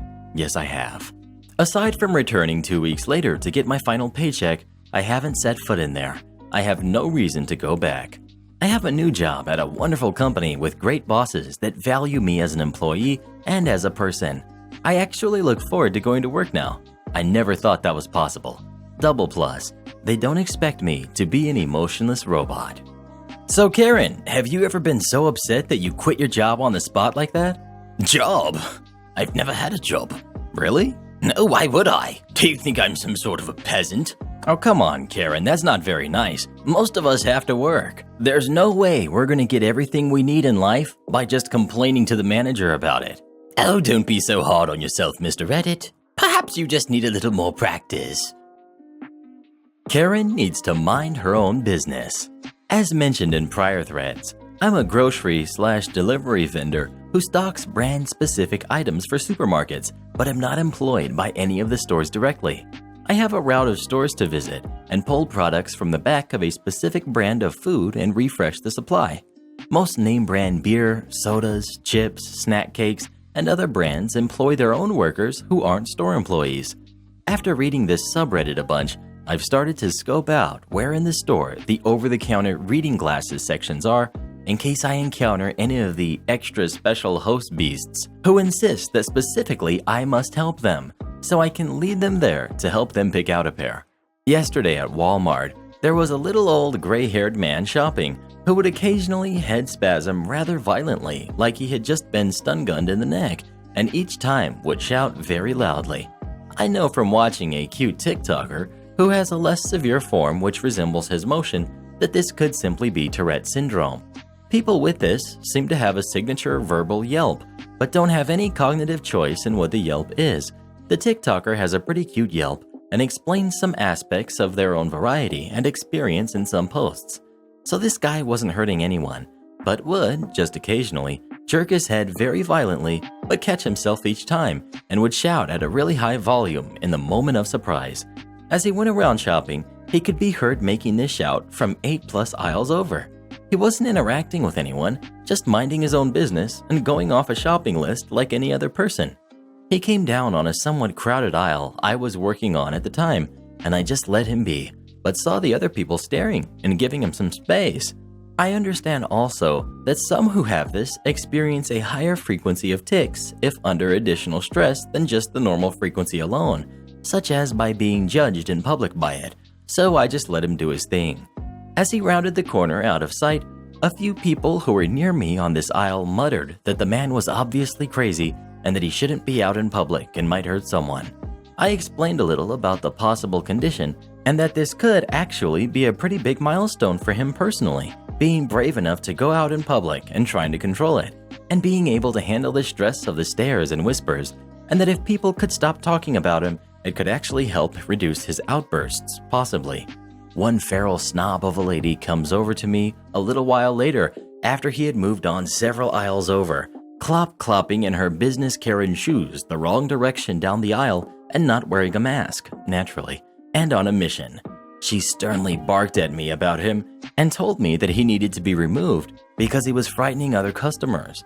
I told her politely I wasn't employed by the store and that I didn't have any say in who gets removed. I tried explaining that I hadn't seen any frightened customers myself yet, before getting cut off as she flapped her mouth blubber at me again about how concerned she was that he was going to hurt someone and that he didn't belong out in the public. I was tempted to say that if anyone needed removing, it should be her, via her own 2 cloven hooves right out the door with that attitude. I was under a time crunch and didn't really have time to find a ladder to climb up in order to clock one across a chin that high up in the air. I just dismissed her away again, that I am not employed by the store, there's nothing I can do about it. I stated that I had seen him for about the past hour and he hasn't made any sign of hurting anyone, and that he's just, and then glared at her with eyebrows raised and leaning toward her, minding his own business. She squinted at me and scowled, and then clopped away and I didn't hear anything from her again. My main regret was not having available time to ask him if I could gather up what was left on his shopping list or help in some way. Carry on the good fight, Mr. Man. I'm on defense for you. Wow, my heart really goes out to that guy. Oh, whatever. If I had been in there, I would have dragged him out myself. What the heck? Especially if my angels had been with me, they could have been scared. Which could have been a perfect opportunity for you to explain to them that sometimes people have certain conditions that make them do things like that. You know, teach your kids. Why would I do a thing like that? My husband is an attorney. I used to work in the electronics section of a toy store. The holidays are, to say the least, a tad busy, you know? Especially with the amount of sales and whatnot going on. And we had a lot of sales. Our sales items, especially for video game accessories, tended to go fast. The problem came when there were items similar or comparable. One would be on sale, while the other wasn't, and it made a big mess of things. A lady came in one day, packed store and lots of chaos, and one of the things she picked up was a video game controller cover. I scanned the item and it comes up as $14. That doesn't sit well with her. Lady: The sign says it's $12. Why are you charging me $14? Me: The sign is for a similar item, not this item. The sign even indicates the manufacturer. Lady: Well, this controller cover was underneath that sign, and I want the discount. Me, calmly: Ma'am, I can't give you that discount. Customers pick up things and put them down in the wrong places all day in this store. We can't give discounts based off of that. I couldn't even make the computer process the discount if I wanted to. Don't argue with me. My husband is an attorney. Get a manager to fix this. Me: Ma'am, it's going to be a while before a manager can get over here. Even then, she's going to say that you can't get this discount. Call them over. They will fix this. My husband is an attorney. I call the manager over and proceed to be absolutely useless. I can't leave my register to help people because I'm already mid-transaction. I can't scan her next item or delete the item I just scanned. Dumb safety measures. And it's taking forever for a manager to come around because there are people who actually need assistance. All the while, the lady in front of me is staring at me, muttering nonsense and reminding me over and over that her husband is an attorney. I'm just sitting there, wanting to snap back with, "And he's going to sue a store for a matter of a $2 discount?" Of course, he was stupid enough to marry you, so maybe he will. Either way, I'm darn sure we can afford better lawyers than the lady who can't fork over $2 extra, but I keep my mouth shut. My manager comes and listens to the lady. To my horror, she approves the discount and immediately leaves because she's flustered and doesn't want to deal with her. I scan the next item from the cart. Lady: That's not the right price either. Me, having had enough: It's not on sale. These are right over there. Points. And the price is displayed clearly. If you want this changed too, I'm going to have to call a manager again. Lady: Fine, I'm done. I don't want any of it. She leaves her few items at my register. I have to call the manager back over to cancel out the sale and take the stuff to be put away. My manager is, of course, miffed that the lady was able to waste so much of her time. Oh, and no, we never heard from this mysterious attorney. Karen, I gotta say, this story really reminded me of you. Oh, how kind of you, Mr. Reddit. Thank you. I really admire how she was able to get the discount. Karen, that wasn't supposed to be a compliment. It's just too bad she aborted her mission like that. I would have demanded the manager again and demanded more compensation for everything that cashier put me through. I guess it's a good thing you weren't there that day, Karen. You got that right, Mr. Reddit. Entitled Mom takes a $5 tip from an ice cream shop. First post on this subreddit. This is for the Re-Army. So this was a long time ago, when I was about 11 or 12. Now, unfortunately, this mom is my mom. I love her, but at times she can be pretty entitled. This story needs a little backstory, so here we go. When I was 11 or 12, I was in Southern California with my mom's side of the family. My parents are divorced, so my dad was in the Midwest at the time. My dad is a really good tipper at restaurants. He's given people $100 tips. He tries to give people a good amount if they give him good service. 10s, 20s, 30s, and 40s. We're not super rich or anything, but he tries to help people out if they give him good service. He understands people have mouths to feed and rent to pay. However, if you don't give good service, then no tips. So as a kid, I'm used to seeing my dad give people good tips and inherited that from him. When I was in Cali, my dad still sent me money because I was there for the summer. It was about $40, which was a lot to my little kid brain. I didn't spend it recklessly because I was always one of those kids who saves up. Now that that's over, on to the story. I was at this beachside series of shops with my family, which consisted of my mom, entitled mom, me, and my cousin. There were others, including my entitled grandma, but they're not important to the story. So because it's Southern Cali, it's naturally very hot, especially in the summer. There was an ice cream shop nearby that my mom said we could go into and get something. So Jay and I go in, order our ice cream, and I tell her that I'm gonna pay. The lady who gave us our ice cream was super nice, so like my dad, I wanted to tip her. They had this cute mason jar for tips. I used a 20, and the amount I got back was $5 and like a quarter. So I put the 5 in the tip jar, and the girl was really surprised. She kept asking me if I was sure I wanted to give her the tip, and I said yes. So I left with my cousin and told my mom about my good deed. She had the opposite reaction I had hoped for. She yelled at me, saying I had wasted $5 and demanded I go back in and take the money back. When I refused, she dragged me into the store, told the lady I meant to give her a 1 and that I was confused, and made me put the money back in my purse as she dragged me out without leaving her a tip. If that lady ever sees this and we meet again in some strange way, I'll give you a 20, and sorry about my mom.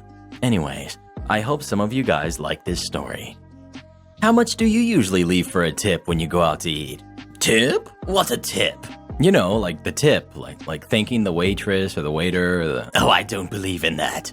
They should just be thankful that they have a job. Karen, you're so mean.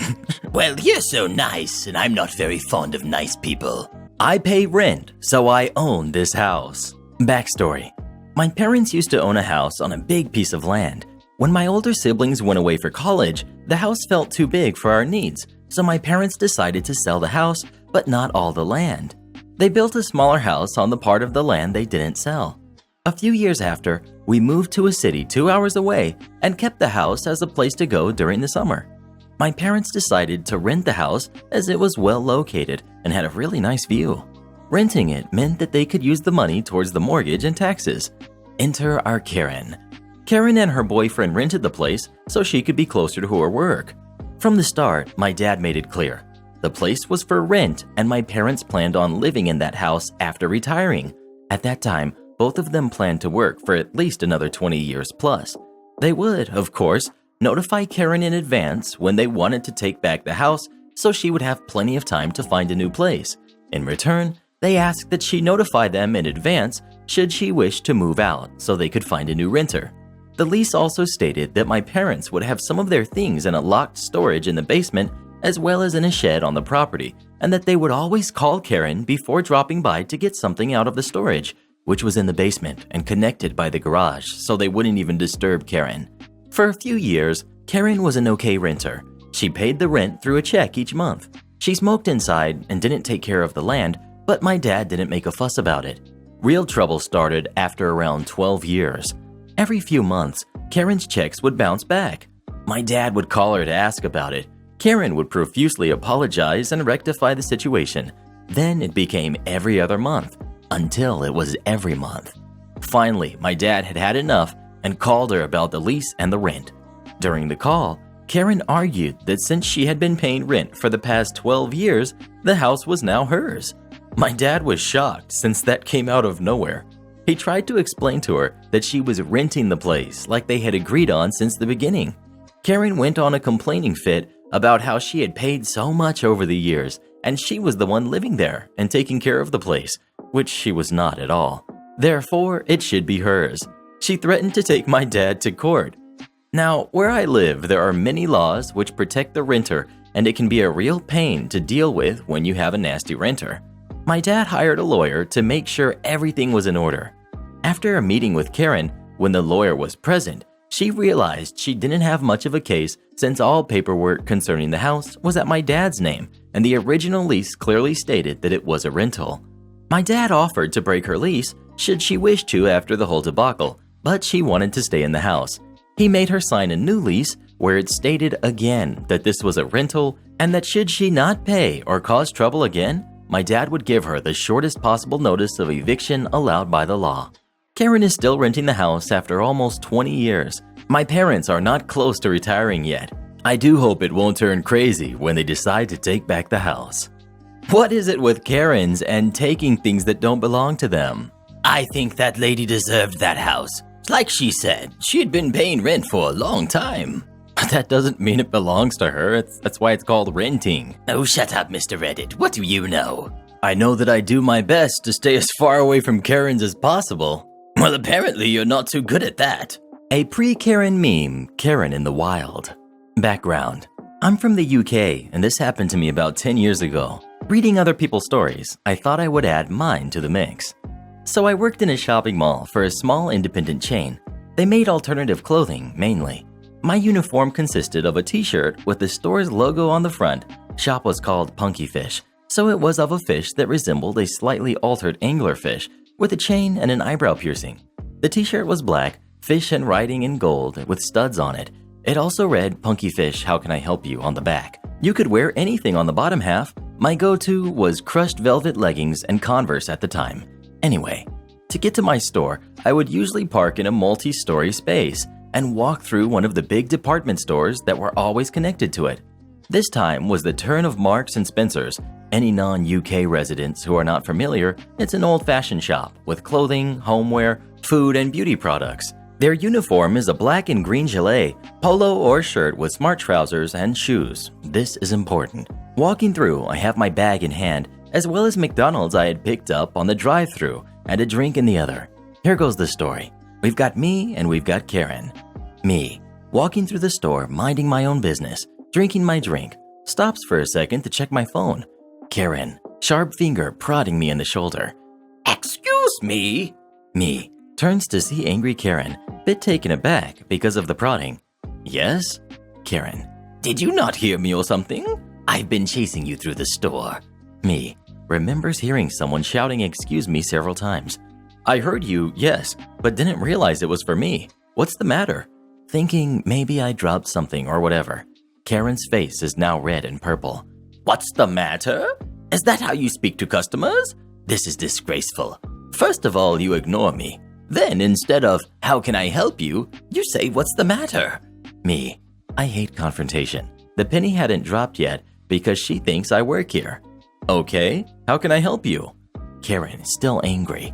I want this and this size for my daughter. There is no sizes that I need.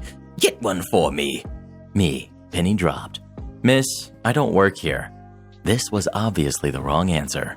You're wearing a t-shirt that says, how can I help you? Me, yes, it also says Punky Fish. Twice. It also has it on the front. I do not work here. This is ridiculous. I'm a paying customer. I don't care what your t-shirt says. I need a size small for my daughter. At this time, enough commotion had gone on that a member of staff came over in full uniform. Staff, what is going on here? Karen, this girl will not assist me. I want to speak with whoever is in charge. This is ridiculous. Rudeness and bad customer service. Employee looks at me, looks at my uniform. Miss, she doesn't work here. Me, starting to wonder why I'm still standing here, looks at the employee and smiles. I'm going to get to work now. Can I leave her with you? Sarcastic grin. Karen, you can't go anywhere until we speak with the manager. Me, okay, well, my shop is out the side door by the restaurant and up towards Starbucks. My manager isn't in today, but I will let the assistant manager know you'll be by to complain about clothes we don't stock and my attitude. It was at this time I left the poor employee with Karen and made my way to my actual place of work. I didn't look back, but I could still hear her shouting about behavior, rude staff, incompetence, shouldn't be wearing tops that say you can help, sorry employee that I left you with her. I explained the story to my assistant manager. We laughed and she said, well, if she turns up, I will be sure to let her know I let you have a verbal warning not to be rude to customers in Marks and Spencer's. Sometimes it seems like Karens just really have it in for employees. Wrong. Employees are lazy and they don't want to help us. Most of them will be glad to help you if you're just nice to them. This is where you're wrong, Mr. Reddit. Being nice doesn't get you the things you want in life. You know, you might have a point there, Karen. I've been pretty nice for a long time, and now I'm stuck in a room with you. Entitled Mom tries to manipulate her way to the front at checkout counter. A little background. I work and live in Dubai, and most of the time I shop from Carrefour, close to my apartment here. That's the closest thing to Walmart we have. Evening hours in the supermarkets and malls can get pretty crowded. This happened 3 weeks back, so I was getting some groceries on a Sunday evening after work. The queue for cashier in the evening was pretty long. Fun fact, Sunday we work here. Weekends are Friday and Saturday. Since I'm living alone and I hardly cook, I had around 14 items, which is mostly the snacks I indulge my evenings on. So I was there getting close to the cashier. There was just another guy in front of me with a shopping cart full of stuff, and I was on my phone talking to a friend. Excuse me, mister. I heard someone talking to me close to my left ear. I told my friend to hold on and I turned around. There was this entitled mom with a kid. Now, the kid's not entitled by any means. She was too young to even talk. I told my friend on the phone that I'll call her later since it wasn't anything important. Me. Yes, ma'am? You mind if we go before you? We are in a hurry. And entitled mom, looks 40, points to the basket in the kid's hand. It's a small basket with some chocolate and a coloring book. So I look at the 8 or 9 people behind me in line, and no one seems to have a problem judging from their faces. Me. Sure, no problem. You can go ahead. Now, entitled mom doesn't say thank you, which doesn't matter to me anyway. She cuts in the line, the guy currently at the checkout is swiping his card, and the cashier is bagging the stuff. Entitled mom suddenly turns around and waves her hand and starts yelling, Entitled kid, come over here. Here! Surprised as me, everyone in the checkout counter turned around only to see the entitled kid with a trolley full of stuff.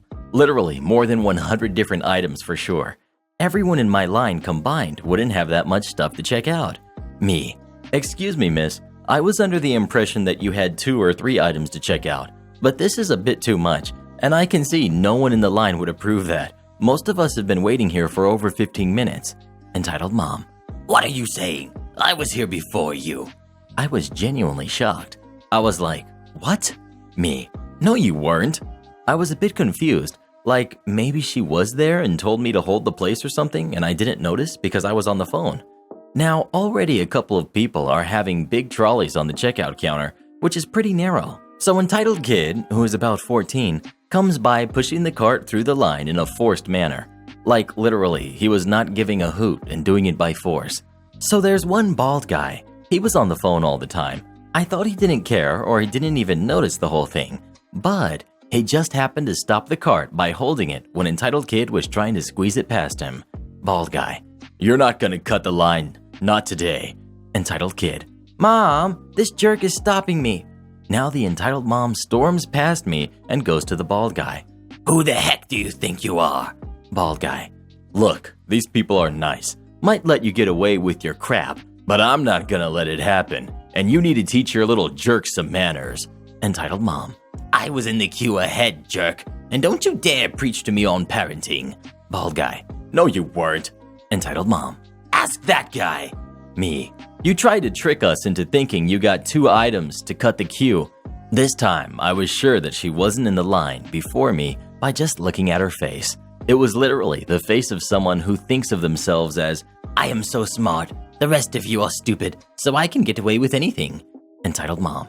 I was here before you, jerk. Weren't you staring at my butt, pretending to be on the phone the whole time? Me.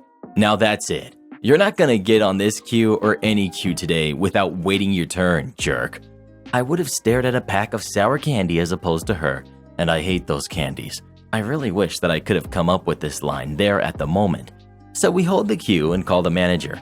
To my surprise, everyone else was calm and supportive. And one guy actually said, like, maybe it would have been quicker if we let her go first, but let's wait and get this crazy lady sorted out. After a few minutes, the manager shows up. Manager: what's the problem? Entitled mom: I was on the queue first, and these two are not letting my kid through. Pointing at me and the bald guy. Another guy on the queue: BS! She was cutting the line, saying she had only 2 items, and her kid showed up later with a truckload. Manager just looks at everyone to see the nods to confirm his words. Manager then asks the cashier, and she confirms the same. Entitled mom: These people are lying. Manager: it's safe to assume that you were cutting the queue, then assuming everyone else is lying, ma'am. So you have to step out of the queue and start in the end of any queue. BS. She turns towards me. You liar. And then she tried to grab my phone, maybe to break it? I don't know. I withdraw my phone and hand out of reflex. Manager: that's it, you're done. We don't want you in here anymore.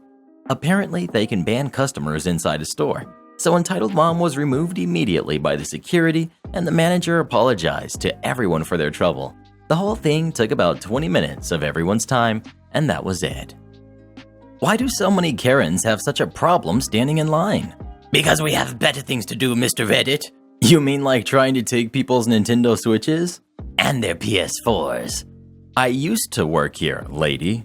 Background: I used to work at a convenience store in my college days, one famous for its partially frozen slurpable drinks. We were located just off a major highway in South Florida, so we got a ton of traffic day in and day out, with plenty of regulars each day. I worked there for a few months until a string of robberies started happening at various convenience stores in my area. To paraphrase Will Smith, one convenience store got hit too close to mine, and my mom got scared and said, "You're quitting that job and finding a different one." Much as I loved that job and hated quitting, my mom was right, and the store did wind up getting robbed about a week after I left. Nobody was hurt though. I left on good terms with my boss and coworkers, found a job at a local grocery store shortly after that. The story: after class one day, I decided to pop into my old store for a drink and some snacks. Bear in mind, I was wearing a red and black polo that looked distinctly different from the store uniforms, but used the same basic color palette. I was rather chatty with the clerk while I did my shopping. I set my snacks on the counter, then walked over to the drink dispenser, grabbed a cup, and before I could turn the nozzle to start pouring that half-frozen delight, I hear the familiar call of the wild Karen behind me. Excuse me? Me: yes? Karen: Can you pour me a large red one? Me: I guess. I poured her one and started pouring one for myself. And I need some taquitos and some scratches too. Me: cool, sounds like a fun afternoon for you. Karen walks off to go grab something, and I head up front to wait for my cashier buddy, Jeffrey, to finish ringing up a customer so I can also check out. A few seconds later, Karen steps up and stares at me for a minute. I felt her eyes on me and asked her politely, "Yes, ma'am?" I thought I told you I wanted taquitos. Me: yeah, and scratchers. And? Aren't you going to get them for me?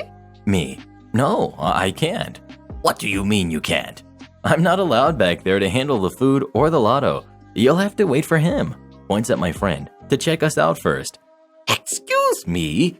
I'm a paying customer and in a hurry. You work here, so I take priority over you. Me: huh? I don't work here. I'm also a customer, and I got in line before you. Karen: Don't lie. I know you work here. I've seen you stocking shelves. Me: oh, I used to work here a while back, but I quit some time ago. Maybe that's why you recognize me.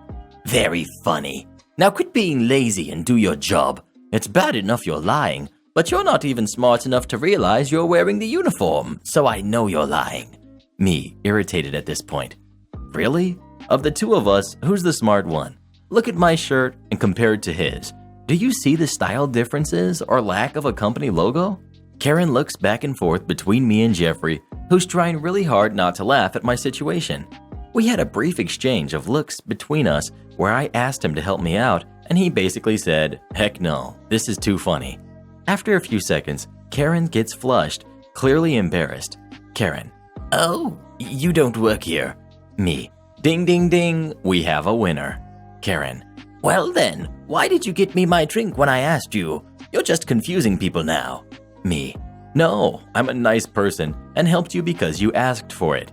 You are clearly not, since you lack basic manners to say please and thank you or even apologize for the misunderstanding. Karen, to my friend. Why didn't you say something then? Jeffrey. You kept yelling. I couldn't get a word in edgewise, and he can handle himself. Karen goes quiet and sheepishly asks my friend to get her taquitos and lotto scratchers, which he does while clearly suppressing a grin after finishing ringing me up. I grabbed my stuff and hauled off to the side. The register was right near the door, so I'm waiting there. Karen pays for her stuff and tries to walk past me, avoiding eye contact. Just as some final salt in the rudeness wound, I opened the door for her as she left and said after her, "You have a nice day now, ma'am." After Karen got in her car and pulled out, my friend doubled over in laughter at my situation. I threw a Twinkie at his head for not helping me out, then demanded a free taquito in my best imitation of Karen for the inconvenience. Jeffrey, if you're out there reading this, you're a jerk and I miss you. Hope everything worked out for you. Wow, it sounded like that Karen really wanted her taquitos. And why wouldn't she? Taquitos are the best. Man, they are pretty good. Oh, I love gas station food, Mr. Reddit. To be honest, I do too. We might have to go get some in a little while. Perhaps we can terrorize some employees while we're there. Hold on now, Karen. Don't get ahead of yourself. Compliance with the postmaster. About 5 years ago, I moved into my house and I received an astonishing amount of junk mail for the previous owner. The elderly lady I bought the house from retired and moved south, but spent most of her time here. Thus, over half her life signing up to every conceivable amount of junk mail and magazine possible. I've moved many times and it never was much of an issue, but the amount of mail received per day was insane. I live in a remote area, low population, under 1,000 people per town around here. I have a pretty large mailbox on the street. Thing is heavy duty, thick steel. Plow trucks can throw ice and snow on it all day and it doesn't care. But it's 2 to 3 times the size of a standard mailbox. In 3 days, this mailbox would be full. We get the mail once a week. Only thing that is coming in the mail in today's age is a statement that you've already seen online or some form of Nastagram which no one is in a hurry to read. So once a week in today's day and age is pretty reasonable, at least for these parts of the world. The amount of mail was so out of control, we were losing valuable garage can space and we couldn't always toss out all the mail received due to room in the can. So I took a stand and used a black Sharpie and wrote "Return to sender/individual no longer at this address." The postal worker didn't appreciate this extra workload and would leave everything in there untouched. As a result, they never checked the mail for new outgoing mail. Anything addressed to us that actually live here would be left at the post office for us to pick up out of spite. The post office was intentionally being lazy and not following the rules. I only know this because I was upset enough to actually look up the regulations and procedures for this, which they weren't adhering to. Anyway, when I called and complained to the postmaster said they would not remove the mail from the mailbox. I said, "Understood. It's a federal offense for me to tamper with someone else's mail. You refuse to take ownership. I have no choice but to place this pile of mail each day on the ground by the mailbox." The postmaster said what I was hoping for, but it would blow all over the place and become litter and you would be fined. My reply, I personally wouldn't be fined, it's not my mail. However, anyone that would inquire about the litter, I would explain your personal position on it despite the responsibilities noted on subsection A, paragraph B, stating how to handle this situation. How do you think that's going to go? Your call. The postmaster hung up on me. Couple days later, after the mail piled up out there, the postal worker stopped.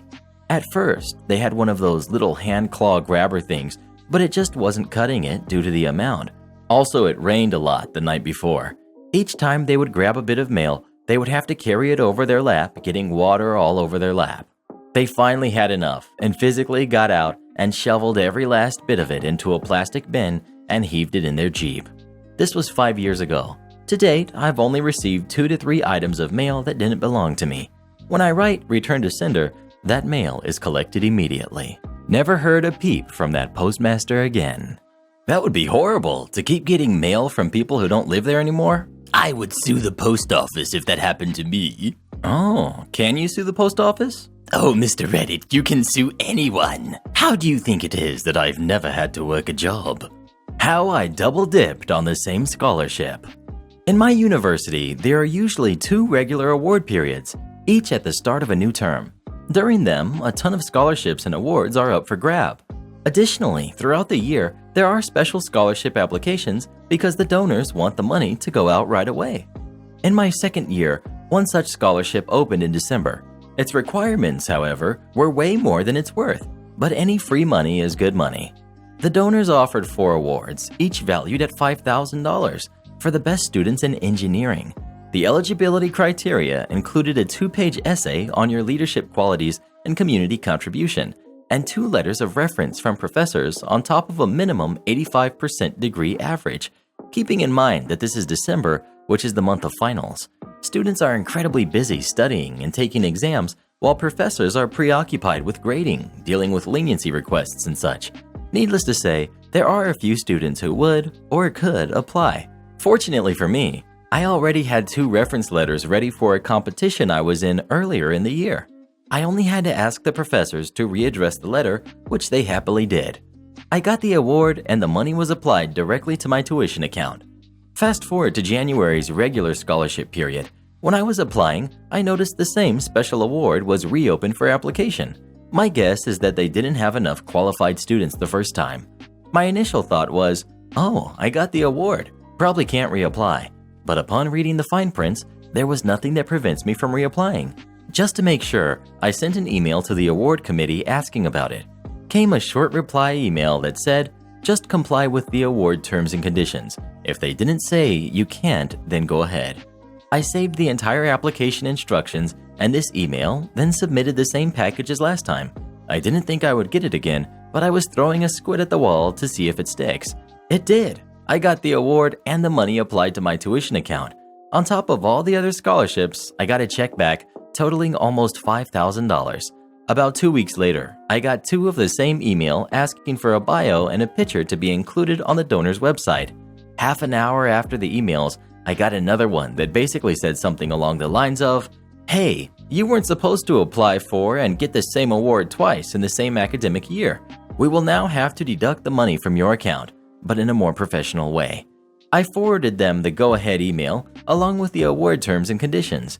In my email, I also politely pleaded with something along the lines of, hey, you said I could. I don't have money to pay that $5,000. Already spent it on textbooks. It isn't fair to punish a hardworking student for faults not their own. I also responded to the 2 bio request emails separately with 2 different about me paragraphs that basically humble brag about how hard I worked and how much I deserve the money. A couple days later, I got an email allowing me to keep both awards. They said the admins have advocated to make up the Golden Scholarship category to put me in. In the email, they also have a lengthy paragraph justifying why I deserved it, probably to avoid admitting that they messed up. As a result of this, the general scholarship guidelines at the university were updated to stipulate that no student will be allowed to get the same scholarship more than once during an academic year. Karen pulls a reversal. Not my story, one for my fiance, happened early today. She was at the Walmart in our town doing some shopping. I'm not a big fan of heading into stores right now, and it has never bothered her. I'm way more nervous about getting sick. Sue me. On her way in, she got stopped at the door. This isn't particularly odd given the current state of things. The policy for this Walmart, or all of them, I'm not sure, is that not too many people should be in the store at a time, and that makes perfect sense. Most people, customers and employees alike, are wearing their masks and gloves, so generally the environment seems quite clean. After waiting for only a few moments, she was let in. The store was slightly crowded despite the attempts of keeping a low population. But my wife had decided that there was one item she wanted more than anything else. Sugar-free pudding. Not for me. That stuff makes my stomach turn. Wading through the less crowded aisles, she made her way into what she thought was the pudding aisle. But alas, a horrific lack of glucoseless savory soft sweets were seemingly absent. So, only slightly deterred, the rest of the grocery shopping took place. Detergent, paper towels, Hot Pockets. And food in general came. For a while after getting literally all the other groceries, she tried to find another aisle for pudding, one that didn't exist. So she made her way back to where she had started this journey. And there she was, atop a pedestal in front of all that delicious, desirable pudding. Karen. She was tall, blonde hair pulled back into a ponytail. She seemed older, not the typical age of a Karen, but one could be forgiven for a slight moment of mistaken assumption that she was an employee. She stood atop a metal stepping ladder that had a cart attached to the front with a myriad of boxes on stock, waiting to be introduced to their shelves. However, something caught my fiance's eye. The boxes were full of baking supplies, flour, baking soda, the whole 9 yards, all of which belonged on the other side of the store. This cart and ladder combo wasn't even supposed to be in this aisle, and there was no other employee in uniform nearby, so she clearly didn't work at the store, unless Walmart had introduced some kind of plain clothes division. She had her ungloved hands reaching all the way back into a box of probiotics, a shelf that, given the woman's height, the stepladder wasn't technically needed. She even had her face only a few inches away from the product without a mask on, trying to read whatever she thought was on those bottles. My fiancée, ever the non-confrontational woman she is, kept her mouth shut and simply watched the woman take the probiotics out, look at them, put one on the stocking cart, put every other one back, and continue to mess with them. And then the horrifying moment struck. Her eyes scorched around and landed on my fiancé. I don't work here, She scoffed dismissively and then turned back to continue her ministrations, which left fiancé baffled, trying her best not to look like she needed anything.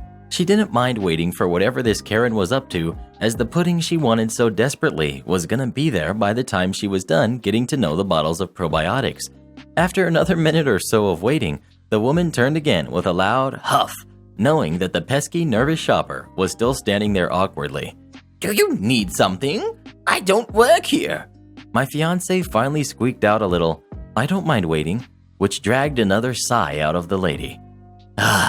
Unbelievable. If you have a problem, learn to ask someone who works here next time.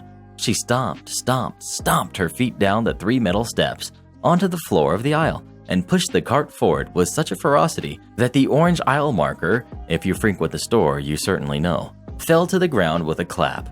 The fall had been enough to bust the corner off of the sign, but the Karen had her sights locked not on the broken property, the carnage laying at her feet, but instead at my fiancé. With the speed and fear of a mouse, my fiancé finally obtained that half-liquid, half-solid gold that she had been wanting so desperately, the sugar-free pudding. Like she was holding the Holy Grail and a boulder was about to roll her over, my fiancé dipped out of the aisle, stepping over the broken piece of sign in the process and fled the scene. Before she could get too far, she heard the last of the woman's whining, more maskless huffing and puffing, along with another set of stomps to surely start messing with the probiotics again. But oh no, this isn't where it ends. As my fiancé was at the self-checkout, slowly bagging her groceries to make sure she had as few bags as possible, another horrid incident with this lady began. Now, to set the stage, let me be frank. My wife has a peculiar way of handling herself in public. She always had her head down, fiddling with a fidget cube in one hand and stacking groceries with the other. To the untrained eye, she'd look far less independent than she really is. As the Karen wound up finally deciding what probiotics she wanted, she came around the self-checkout area with only that single bottle. Whatever half-liquid, half-solid gold she had, good for her. Now, the self-checkout lines have a generally short length, even spread out across most of the little area they're in, with only one person to take care of any malfunctions or bagging errors, short-staffed likely. The Karen, bottle in hand, upon seeing my fiancé once again, practically beelined to the assistant. My fiancé has a massive baby face issue going on, so the next thing she heard wasn't surprising. Excuse me, this kid needs someone to help them. Do you know that I had to help her in the back because you aren't staffed enough? I should be getting paid for this at this point. She loudly protested, a hair flip going along with her tirade. The assistant, clearly caught off guard, asked, "Is that your daughter?" Another scoff. No. If she was, I would be even more upset how little help you have here. So do you mind? Before the assistant could come and help my socially inept fiancé, she managed to let out a, sorry, I don't need any help, before practically breaking the joystick off her cube in a mortified moment of fidgeting. Are you sure? The Karen roared out, less like a lion and more like a boar. Because you sure took plenty of time just standing there and waiting for me to help you. Do I look like an employee here? She gestured to the floral, short-sleeved shirt she was wearing. At this point, the self-checkout assistant seemed to somewhat understand what was going on and tried to redirect the wild animal's rage. "Ma'am, if you like, I can talk to my supervisor about getting you some coupons for your help." Tactful. Upon hearing that she'd finally be paid for all the work she did, she let out one final relaxing sigh. Yes, that would be wonderful. She folded her arms, bottle of probiotics sloshing again in her hands. Gosh, I'm so sorry. Everything going on right now just has me so worried. She emphasized this with a sniffle, rubbing her nose against the side of her hand. Yeah, real worried. Regardless of whether or not the Karen got her precious coupons, my poor wife-to-be decided that she didn't want to stick around for the festivities. Quickly finishing up her bagging, and not nearly as compact as she'd like, she made her way out of the store after paying the terminal. In fact, the fact that she had 3 bags filled up 2/3 and not fully 2 filled bags is what she was most upset about upon getting home. Really puts things into perspective. Wow, that Karen really had a thing for her probiotics, didn't she? Oh, I love probiotics. I take them every morning before I do my Zumba. Entitled mother refuses to pay. So for about 3 years, I was between 12 and 15 years old. My dad owned a pub. I'm from the UK. And until my health got bad, I used to chip in the majority of the time cleaning, washing up, serving, waitressing, etc. So this story takes place when I was 14 on one of the busiest nights, Halloween. For those of you who don't know, Halloween is chaotic for pubs. Normally I would have stayed upstairs. My dad lived above the pub. Just minding my own business, sitting at my dad's desk sometimes answering calls for him, since he was downstairs helping the staff cope. However, on this day, one of our servers had called up saying they weren't going to be able to do their shift since their kid had become ill. This was understandable, these things happen. The shift they had was normally called the graveyard shift, midnight until we closed. Anyways, so there weren't many customers, right? So I could cover it. Wrong. Oh, I was so wrong. When I got downstairs to cover the shift, there were still loads of people, and this is where it began. I was taking the drink order of someone when entitled mother walks in with Brat 1 and Brat 2. It was midnight, mind you. Brat 1 was about 4 years old and Brat 2 was 7. I saw them, made the mistake of making eye contact, and then went back to taking the customer's drink order. I asked nice customer, "So, you want 2 of these drinks, correct?" Nice customer, "Yes, thank you." Me, "All right, I'll add it to your bill." Already had 4 drinks between him and his buddy. Think, entitled mom starts screaming from the other side of the room. Excuse me? Me and my babies are thirsty. Yes, she actually said that. Me, "One moment and I'll take your order." I go to the bar and give the bartender nice customer's order. As his order is being prepared, I walk over to entitled mom and her brats. Me, "Hello, how may I?" Brat 1 cuts me off. Give me a cola. Me, a little annoyed. "1 cola, got it. Anything else?" Brat 2, I need lemonade now. Me, looking at the entitled mom. "And what would you like, ma'am?" Entitled mom, who was looking at her phone whilst her babies ordered. Ugh, get me an... Orders the most expensive beer we have, something like Stella, I can't remember too well. Me, "Okay, so you want?" I list their order. "Would you like to pay now or open a tab?" Entitled mom, looking at her phone. I don't care. Tab. Me, "Okay, I'll go get your drinks." I went up and gave the bartender her order and took nice customer's order to him. After about 3 minutes, her order of drinks were done and I brought them to her. Not moments after I set the pop on the table, she screamed. What's this? "That's your kids' drinks, ma'am." Excuse me? I didn't order those for my babies. Me, "Yes, but your kids ordered them. And when I read the order back, you didn't say anything, so I assumed you were okay with it." Entitled mom, I wasn't listening. They're kids. Can't you see they're too young for pop? Brat 1, "But mama, I want that drink. You said I could have anything I wanted." I know, baby, but pop isn't good for you. If you want something sweet, have your packet of wine gums. For those of you who don't know, wine gums have one of the highest sugar contents of all sweets in the UK and are really bad to give kids. Then entitled mom turns her attention to me. Honestly, I wasn't expecting her to give me trouble and ask to swap the drinks out. Entitled customers have asked this before, and I guess it's what she meant. But entitled mom turning her attention to me. Take the pop. I want 2 fruit shoots. Me. Okay, ma'am, I'll grab them now. With that, I took the pop to the bar, took the fruit shoots to her, and asked, me, would you like your bill? Entitled mom still looking at her phone while brats 1 and 2 are eating a huge bag of wine gums. Yes, yes. Me, cash or card? Cash. She then hands me a 10-pound note before I can even tell her that her tab is $11.60. She looks at me when I don't leave and snaps. Why are you still here? Go get me my change. Me, sorry ma'am, but you still owe $160. What do you mean I still owe money? I paid for my drink and my baby's fruit shoots. Me, but you still owe money for the pop your kids ordered.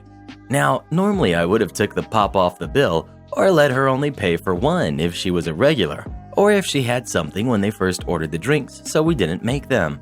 But she was so rude and her brats had made a mess of the table, leaving me with more cleaning up than I already had before. Entitled mom. My babies didn't even drink the pop, so I don't have to pay for it.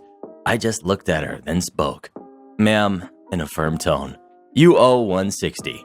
Pay up or I'm getting the owner. I was so done with her BS and wanted to cry out my frustrations, but I just gritted my teeth instead.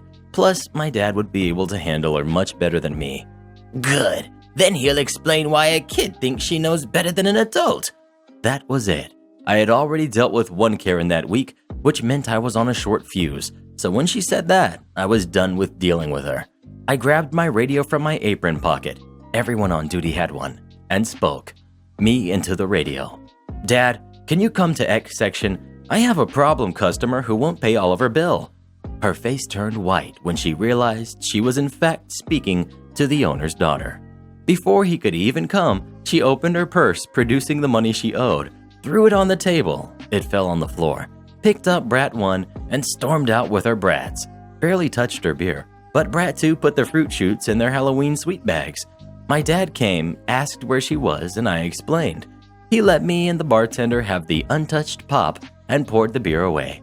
He was proud of me for how I handled this one without him and how I didn't cry. The last Karen I dealt with brought me to tears, and my dad had to intervene. Always clear your memory card before pawning an item. A lady, who we'll call Leech, for reasons made clear at the end, spent a year helping her best friend, Psycho, harass my family and I over a custody dispute. Leech wasn't related to the family at all, just a friend with an affinity for causing drama. She would make fake profiles along with Psycho and tried to fish information about us out of friends and family. Just some real nasty stuff. Leech would take the online harassment further than Psycho, which never made any sense to me because I never had a personal problem with Leech. We had known each other back in grade school and were even casual friends. She used our past history to try to weasel into my friends list, but I already saw that she was helping Psycho slander my name online and didn't buy into her malarkey. She then tried copying my display pictures and making them into ugly memes. Any post I made public was instantly captured and mocked on her stepmother's support page. Leech was dating the best friend of Psycho's husband. Her boyfriend had a daughter from a previous relationship, and Leech was a proud and attentive stepmother. Most of her identity revolved around being a stepmother. The page on which she posted the memes she made and posts she stole had been running for a number of years and had nearly 10,000 members. She created it herself. She and Psycho also started a handful of other pages for the sole purpose of harassing and mocking us. A couple I had to have legally removed. Police were involved in everything. This had been going on since before March, and for Christmas that year, my wife's grandmother got each of the great-grandkids a 3DS. To save some money, she went to a pawn shop for some gently used consoles and games. This is where karma had dealt us a sweet hand. Nana had purchased 4 3DS in total. The one my daughter just happened to get had a memory card inside full of photos. Upon a quick scan, I realized the people looked familiar. It was Leech and her boyfriend. Over and over, dozens of photos, some a little sketchy. Why else would I be given this opportunity? Of course, I was meant to use them, right? I immediately get to work, uploading every photo and file and set up a fake email account with bits of her information to make it look like hers. I joined any and all free dating sites I could think of, even downloaded some apps that aren't advertised as dating, but we all know that's how they are used. In short, I plastered her selfies everywhere. I refrained from using the inappropriate ones because I just didn't feel right about that. Implied loose morals was as far as I wanted to take it.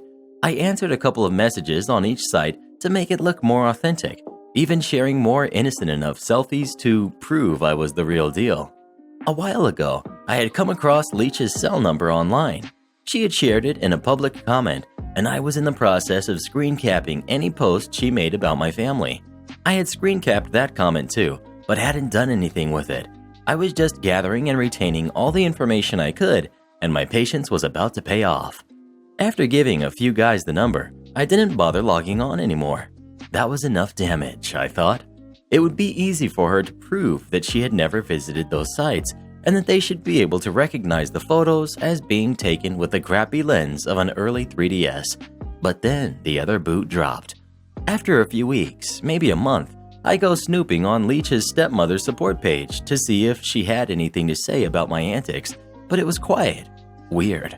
I check out her profile and find all her past posts have been hidden, and the boyfriend scrubbed all photos available. When I check out his profile, there's this gigantic rant about unfaithful people. Oops. Turns out, Leech had been with her boyfriend's best friends, the guy Psycho was married to's older brother. It had been going on for some time, and no one knew anything, not even Psycho. If the boyfriend hadn't confronted her about the random texts she was getting from guys, he never would have seen the other texts that were clearly disguised to hide what was going on. Being a self-proclaimed stay-at-home stepmom, he had visitation every other weekend and 2 weeks in the summer. Leech had no interest in holding a job. The boyfriend owned and paid for everything, including her cell phone. When he found out about this, he kicked her out of the house and took her phone. He pawned it off to pay for the enormous debt that she had put him in. The reason the 3DS was in the pawn shop at all was because he needed some extra cash.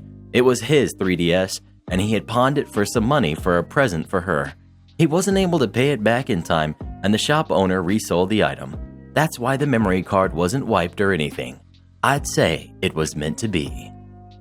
You already have kids, you should give me one. This is the most manipulative and ugly, classist person I've ever met. She's married to my uncle. Let's call her Mary.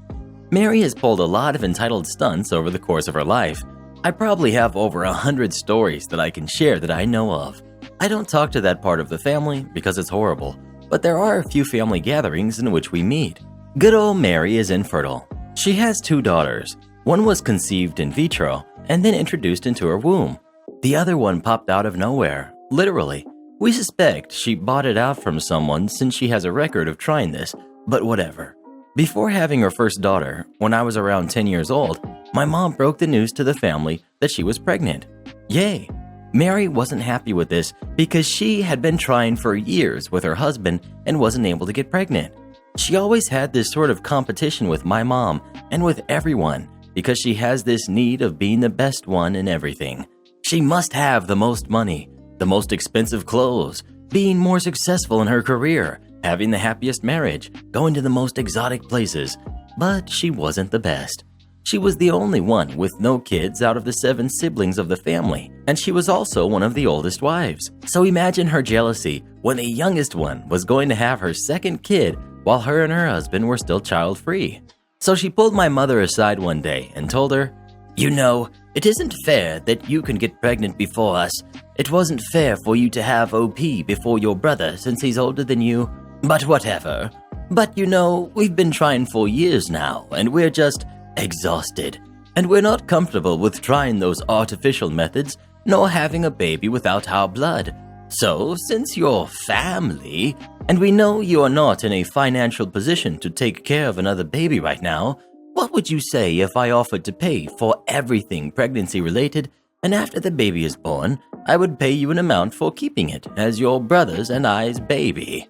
Of course, my mom said no. She told me roughly how the proposition went years later, but only because I was the one that found out why she was so pushy about buying my brother. Because this wasn't just a one-time thing. She tried constantly to convince my parents to sell them my brother throughout the next 5 months, and even for some months after he was born. You see, my father is a son of immigrants. He has a European bloodline and is very handsome. Mary also has a need of proving to everyone that she has royal blood, and aesthetics are everything to her. Hence the need to show herself as the best of the best in every aspect of her life, and she will not hesitate to do anything to achieve her goal of being the perfect woman with a perfect life. This includes pretending she has white genes. She doesn't. We live in a very heavily mixed-race country. She was born in one of the least developed states in a humble family in a small town, with only town people that have been working under the sun for generations, so all of them are darker. She married my uncle, who comes from a family that has lived in an island for generations and who is also the darkest one of all the siblings. There is no way she is going to have a baby who is white. But my mom is one of the most light-skinned between her siblings, and she married my dad, who has Italian and Polish genes. And I was born with very pale skin and smooth hair. Mary's and her husband's hair are what we describe as bad hair. Not in an offensive way, but that's how it's called here. It's basically super twisted and thick hair. There was a big chance my brother was going to be born European looking. You already know where this is going, right? One day I was minding my own business while in their daughter's birthday party, and I happened to wander close to where Mary was talking with someone. Didn't know her. And I heard how she openly complained about how her daughter looked and how she wished she managed to convince my mom and dad to just give her their baby. There was more said, but I can't remember it all. And yes, my uncle approves of her behavior and patronizes it. My son needs to sit here. Okay, so I'll give you some backstory before I start. My aunt passed away a year ago. This happened at the funeral. So I was sitting in the room where the casket was resting.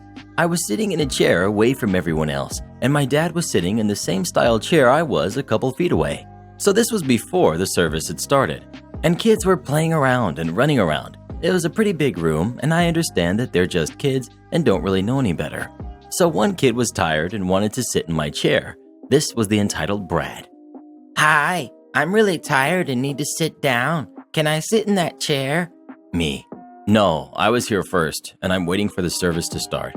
Entitled Brad started throwing a tantrum and really wanted to sit in my chair. Entitled Mom eventually heard her son crying and throwing a tantrum and came over to investigate. Entitled Mom. Why are you crying? Entitled Brad. This boy won't let me sit in his chair. I'm really tired and need some rest. He continues crying. Why won't you let him sit in your chair? Me. I was sitting here first, ma'am, and I'm waiting for the service to start. Well, I think my son needs to sit in that chair. Me. No, I was here first. I'm not going to give your son a chair for him to rest in. Your son should be more respectful, along with all the other kids. This is not a playground. Well, I bet you didn't even personally know my aunt's name. I was severely offended by this statement, and my dad came over to see what the fuss was about. Dad, what's going on over here? Your brat won't let my son sit in that chair. Me. I was super angry and fired back. First of all, I'm 17 and far from a brat. Your son is the one who is a spoiled little brat. Dad, my son was sitting here first, and you have no right to offend my son like that, referring to when she said I didn't know my own aunt. Entitled Mom. Well, I'm sorry. I didn't know you were related to her. Eventually, my aunt's daughter came over and asked her to leave because she was causing a scene. Okay, I will. I didn't want to go to this stupid funeral anyways. Entitled Brat suddenly then hit me and blew a raspberry at me and started laughing. So I stood up over Entitled Brat and scared him. Then him and his mother stormed out of the funeral home. My aunt's daughter was furious. I wanted to hit Entitled Brat so bad, but I couldn't because that wouldn't have been right. Anyways, after that, the funeral was actually really good, and we told stories about my aunt's life, and it was a good time. Entitled Mom and Baby demand my new 4K PC. So I was friends with a kid from my school. I thought he was a nice kid, but as soon as he saw my new PC, he became a begging brat. We've got me, we've got Entitled Mom, we've got begging brat, we've got Mom, Dad, and nice dad. So lockdown was going to be issued in a few weeks, so I invited a few of my closest friends around and their parents as they were friends with mine. I have wanted a gaming PC for the past 3 years, and I finally got enough money to buy it. My dad wasn't exactly happy, but he realized that I had wanted it for a while and would need a PC for online lessons, so I hopped onto Amazon and bought my PC. Now on to the story. We invited the friends and parents over for a nice dinner.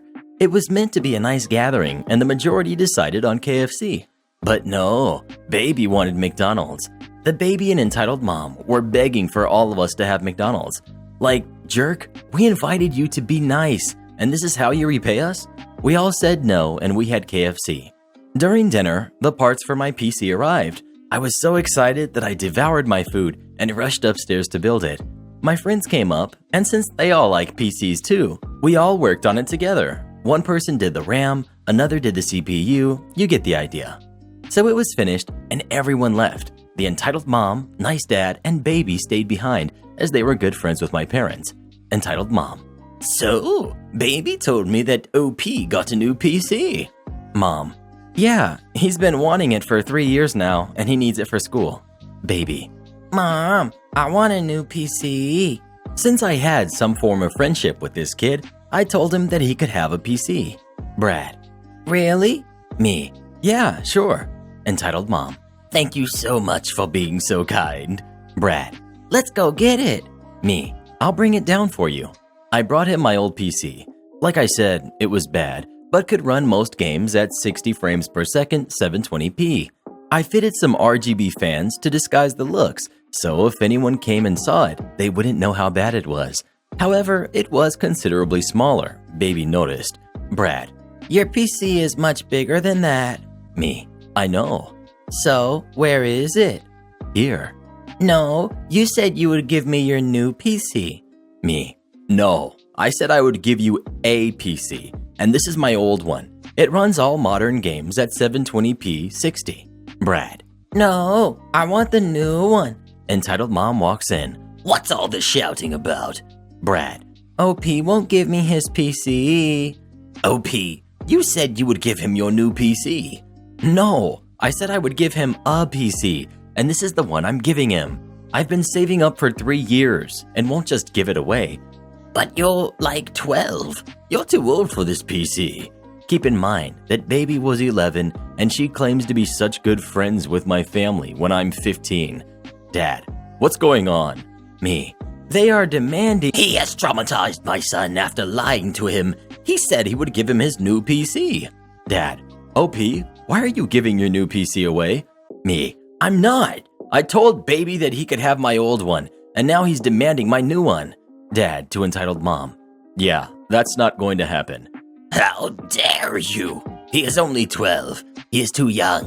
Note: My family aren't really famous, but people know us as we are constantly donating a lot of money to help our park and things like that. Dad: Don't try and impress people by saying you are a friend when you don't even know my son's age. Nice dad. Entitled mom: Stop. You always do this, and baby, be grateful or don't take it at all. Baby and entitled mom: Fine. They storm out of the house. Nice dad: Sorry about that, as he hands me 40 pounds. Me: It's okay, and thank you. We cut contact with the entitled mom and baby, but my dad still goes to the pub sometimes with nice dad. No, I'm not the manager. So this was a few years ago, so the details are a little fuzzy. Backstory before we start. I'm a male with a shaved head and a neat goatee. I was working overnights at a hotel, and my uniform was a suit and tie. I have a gold name tag with my name and no logo. I needed to pick up a few things at Walgreens after work, and being right across the street, I'm a regular there, and I'm on a first-name basis with a few of the employees. Cast includes, not real names. We've got me, we've got Bob, the cashier, Maria, actual manager, and the Karen. I walk in at about 10 a.m. and immediately pass by Bob and Maria with the usual, "Morning, Maria. Morning, Bob. Busy morning?" Just a little small talk since I'm there enough and they can vent to me, being a regular. I notice it's a little busy, so I leave them to work and go to the food section to grab a snack and see that a guest has pulled all of the cans of something off the shelf. Being a decent human being, I put them back, and Karen asks where the paper towels were, and I tell her where they are. Again, being there nearly every day, and they were busy. I get what I need and go up to the register.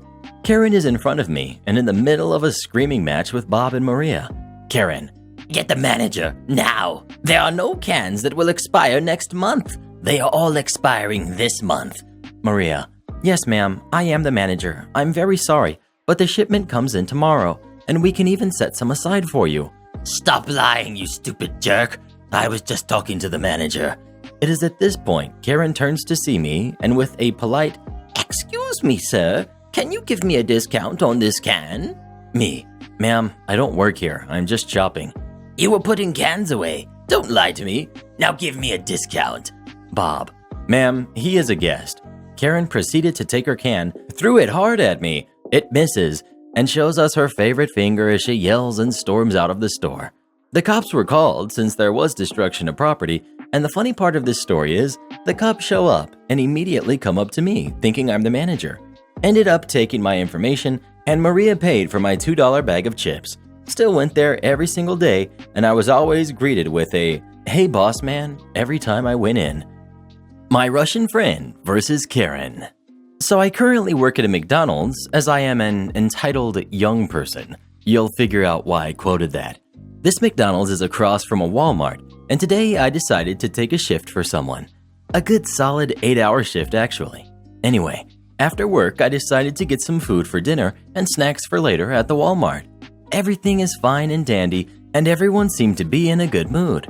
Since I just got out of work, I was still in my uniform. Both our McDonald's uniforms and Walmart uniforms use pretty much the same pants, or at least everyone in my Walmart uses the same pants as us at McDonald's here. The pants are just some black basic pants that are made of polyester and some other material, so they look nice. It was also a rainy day, so everyone was wearing sweaters and whatnot because it wasn't ideal to go outside in this weather.